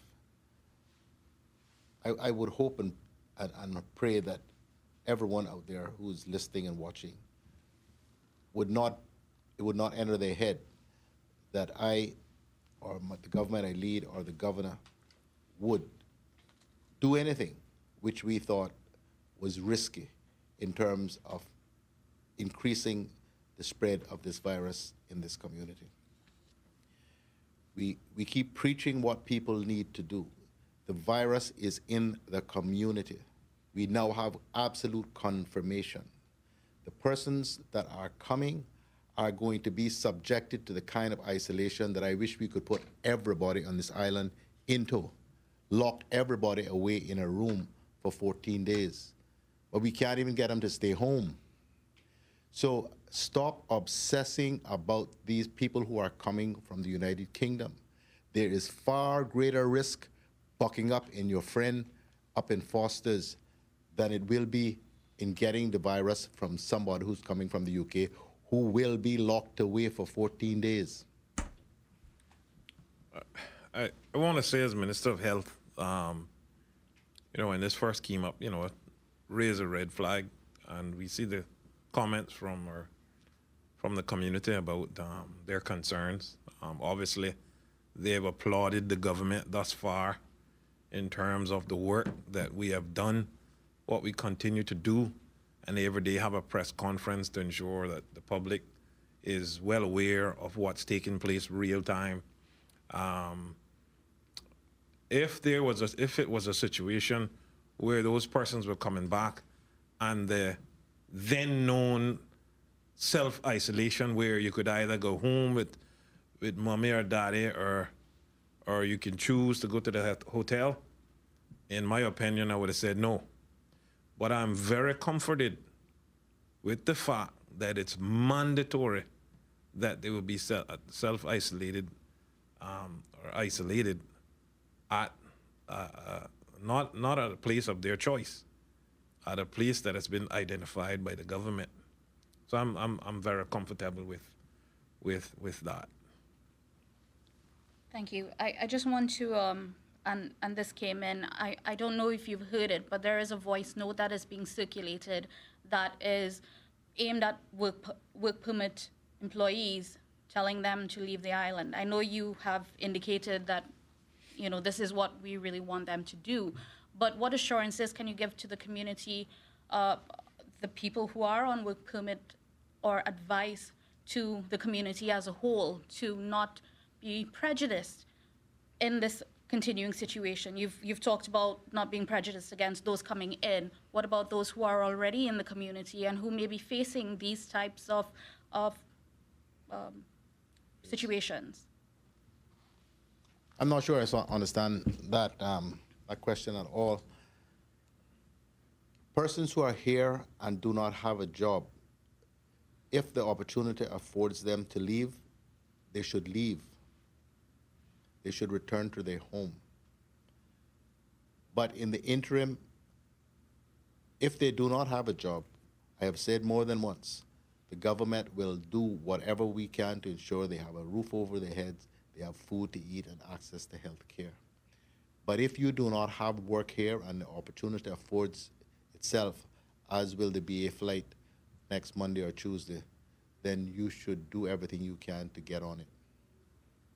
I appreciate that. I'm not talking about people leaving. I'm talking about in the interim until those measures are put in place. We've all seen the comments. We've all received the comments. I'm talking about the attitude towards each other within the community. That's what I'm talking about specifically, not the fact that they need to leave, but I'm talking about the interactions within the community between each other. That's the point I'm trying to get at. Well, I've said more than once, we are all human beings. Unfortunately, all human beings are subject to prejudices and biases. That's why we have rules and laws in place. If I'm not prejudiced against you because of your color or your ethnicity, I'm prejudiced against you because of your religion or your gender. That's how human beings are. But in times like this in particular, we need to do everything we can to help each other and to understand that this is a global crisis. In Cayman, it is a community crisis. And we're only going to get through it if we all work together, live together, and try to help each other. Felicia. Felicia Rankin-Solins for Radio Cayman. Premier, this question is for you. As we know, as you've all said time and time again, times are tough and they're only going to get harder. And that means people, with time, their finances are going to begin to dwindle. So there are people who rely heavily on money transfer services who can't use them to receive funds or send funds to their family abroad, like Western Union. Is there any idea when those services will be available for people to use again in order to help themselves and their families?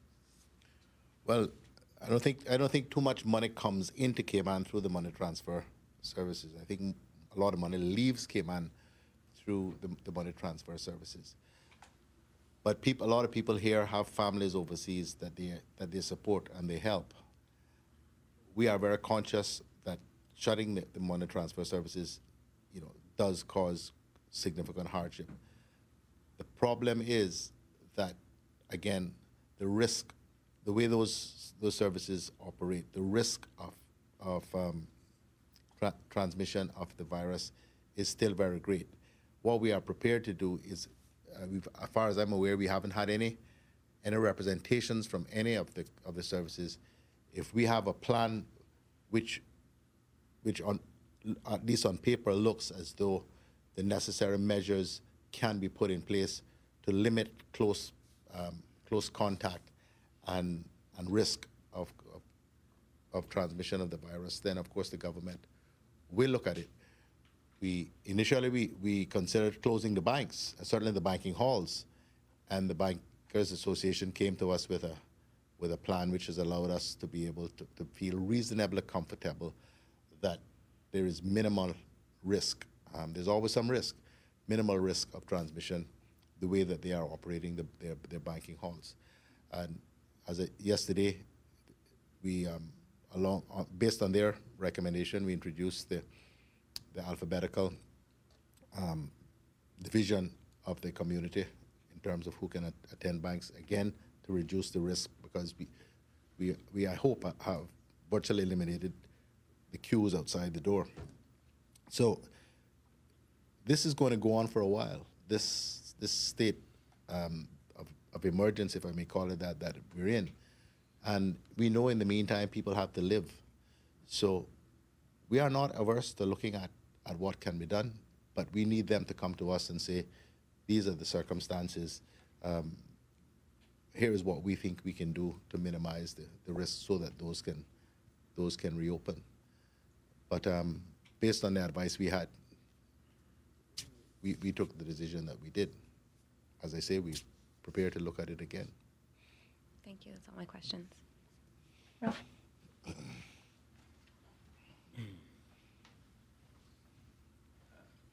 thank my colleague for asking one of the same questions that I had, Mr. Premier. And is there a contact number that they can call if they want information about when these money services will be opening up? No decision has been taken to open up any money services. What we need is something from the services themselves saying, this is how we propose to address the risks that are inherent in continuing to do business in the current environment. And who can they contact? They can contact the government?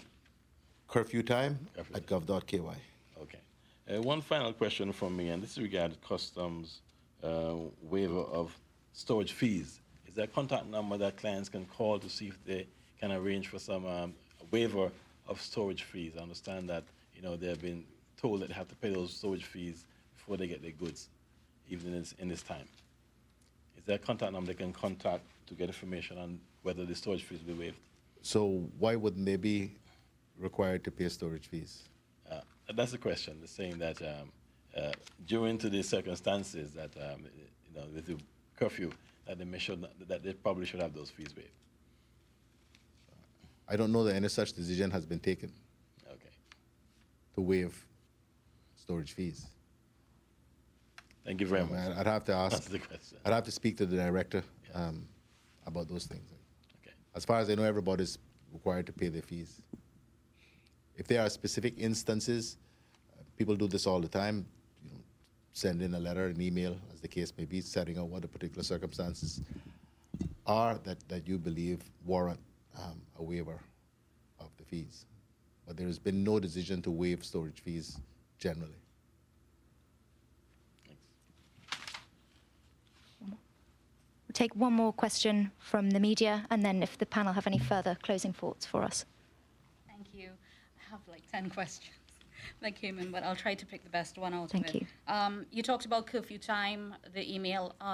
We've been getting a number of requests and comments that a lot of the emails are not going answered. How are you managing with the emails coming in, and how much have you received? Because I know you talked about when you launched the Essentials, it crashed because of the numerous requests.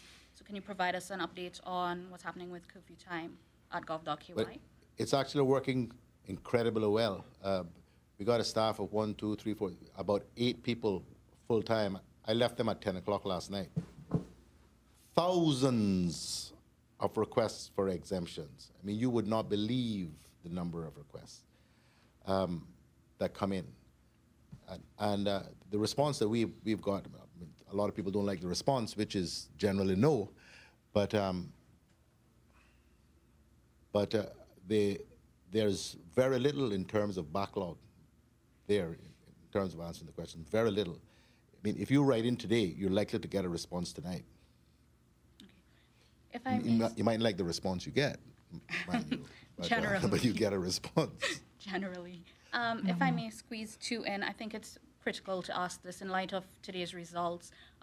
Would there be any changes to the protocols for, say, the delivery guys who are going out there from the restaurants and from the grocery stores to various places within the community? Will that be something that you will be reviewing as a priority, given the announcement today of community transmission being confirmed?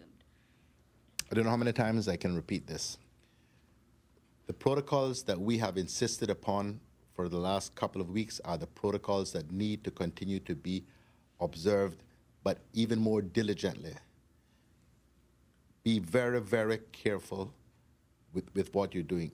If you have face masks and you want to wear them, fine.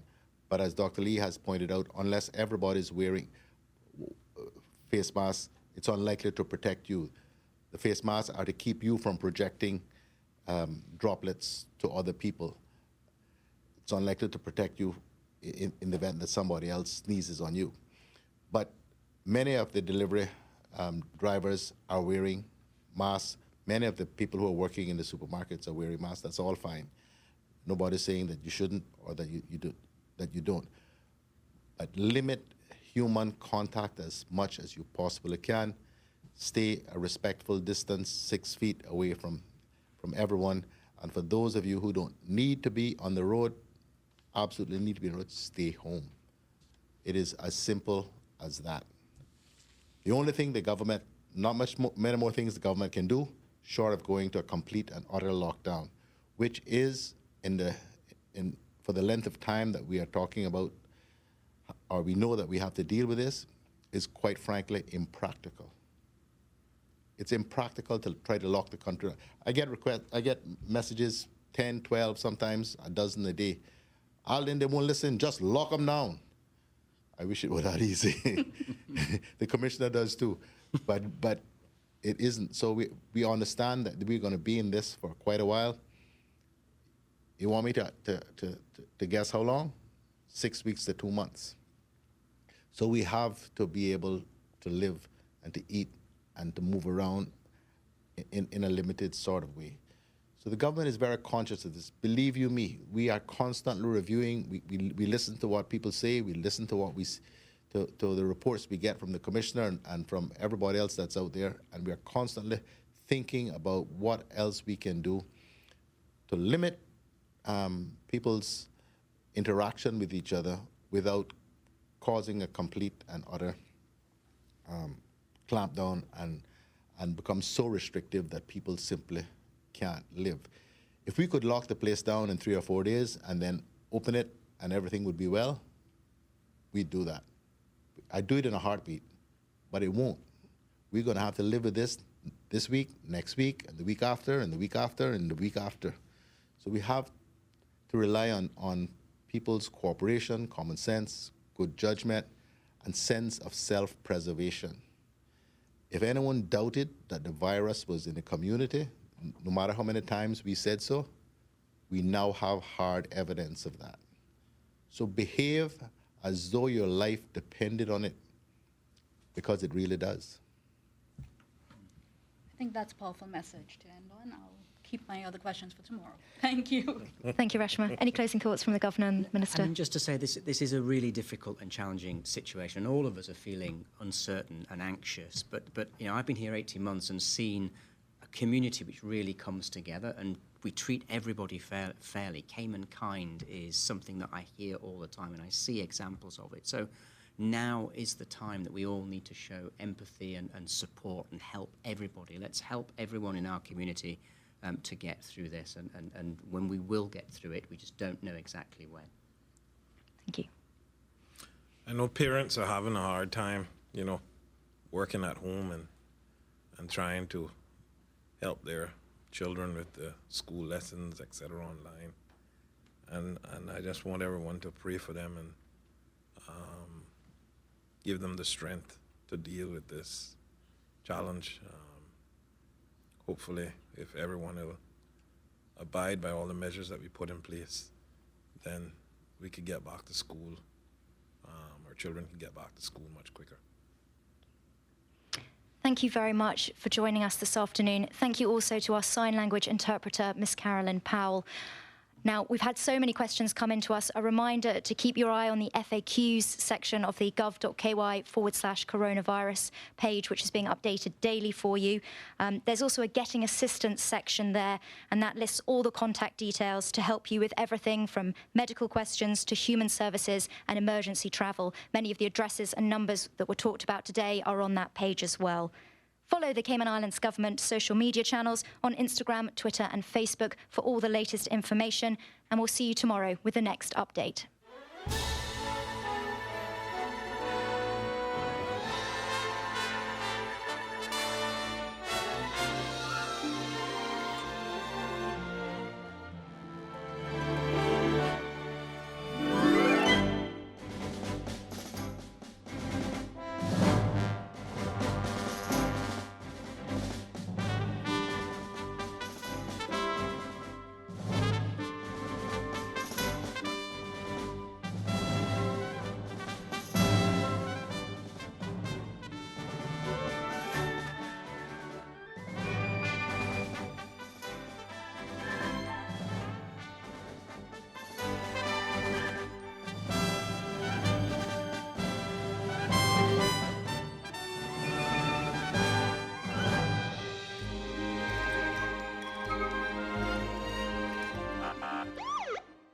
The Cayman Islands government has issued a revised curfew until April 3rd. Stay home Cayman, shelter in place. As part of the COVID-19 survival plan, curfew restrictions have changed. This is to allow persons to carry out essential tasks during the daytime. There will be 2 curfew regimes. The soft daytime curfew, followed by a hard curfew at night with more stringent restrictions until Friday, the 3rd of April. The transition to the new soft daytime curfew between 5:01 a.m. and 6:59 p.m. until Friday, the 3rd of April. The hard curfew will be from 7 p.m. until 5 a.m. the following day. Once again, the soft curfew will be between 5:01 a.m. and 6:59 p.m. At 7 p.m., the country will revert to the current hard curfew condition conditions. This will be repeated until the measures are reviewed on April 3rd. Cabinet has approved new regulations which specify how the shelter-at-home provisions are applied under the law.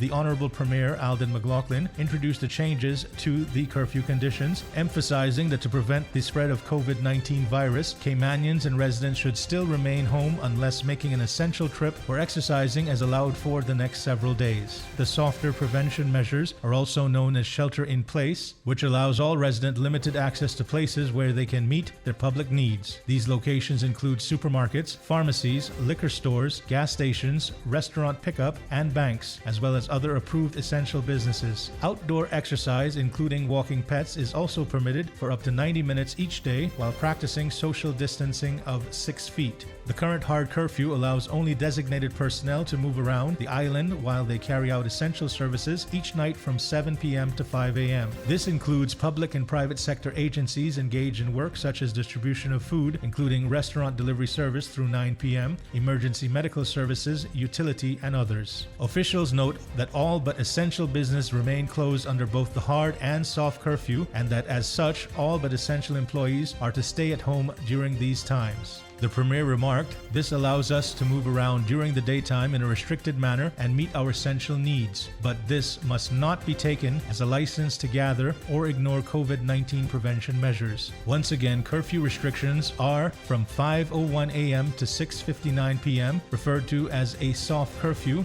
which allow only essential travel, and revert to a hard curfew condition from 7 p.m. until 5 a.m. each night. The revised curfew runs until April 3rd. COVID-19 Survival Plan. Stay home, Cayman. Shelter in place. Anyone with inquiries as to whether they are an essential business and how they can be so designated should contact via email at curfewtime@gov.ky. That's curfewtime@gov.ky. The public is advised to report breaches to 911. Radio Cayman News. Cayman's positive cases of COVID-19 spiked to 12 over the weekend. Hundreds are waiting to enter since supermarkets opened for the first time since going on lockdown. The soft curfew provides for limited activities only. Checkpoints are in place at strategic locations across Grand Cayman. Take seriously the threat that we are facing. Radio Cayman, your official source for Cayman's COVID-19 response. Hear it here first. Radio. With the switch of a dial, radio brings you tragedy, comedy, entertainment, information, education, a whole world at your command. Give me some sound over here. Radio Cayman's Super Jam Show. Radio. Sponsored by the Cayman Islands Football Association. CIFA, building a better future for Cayman football.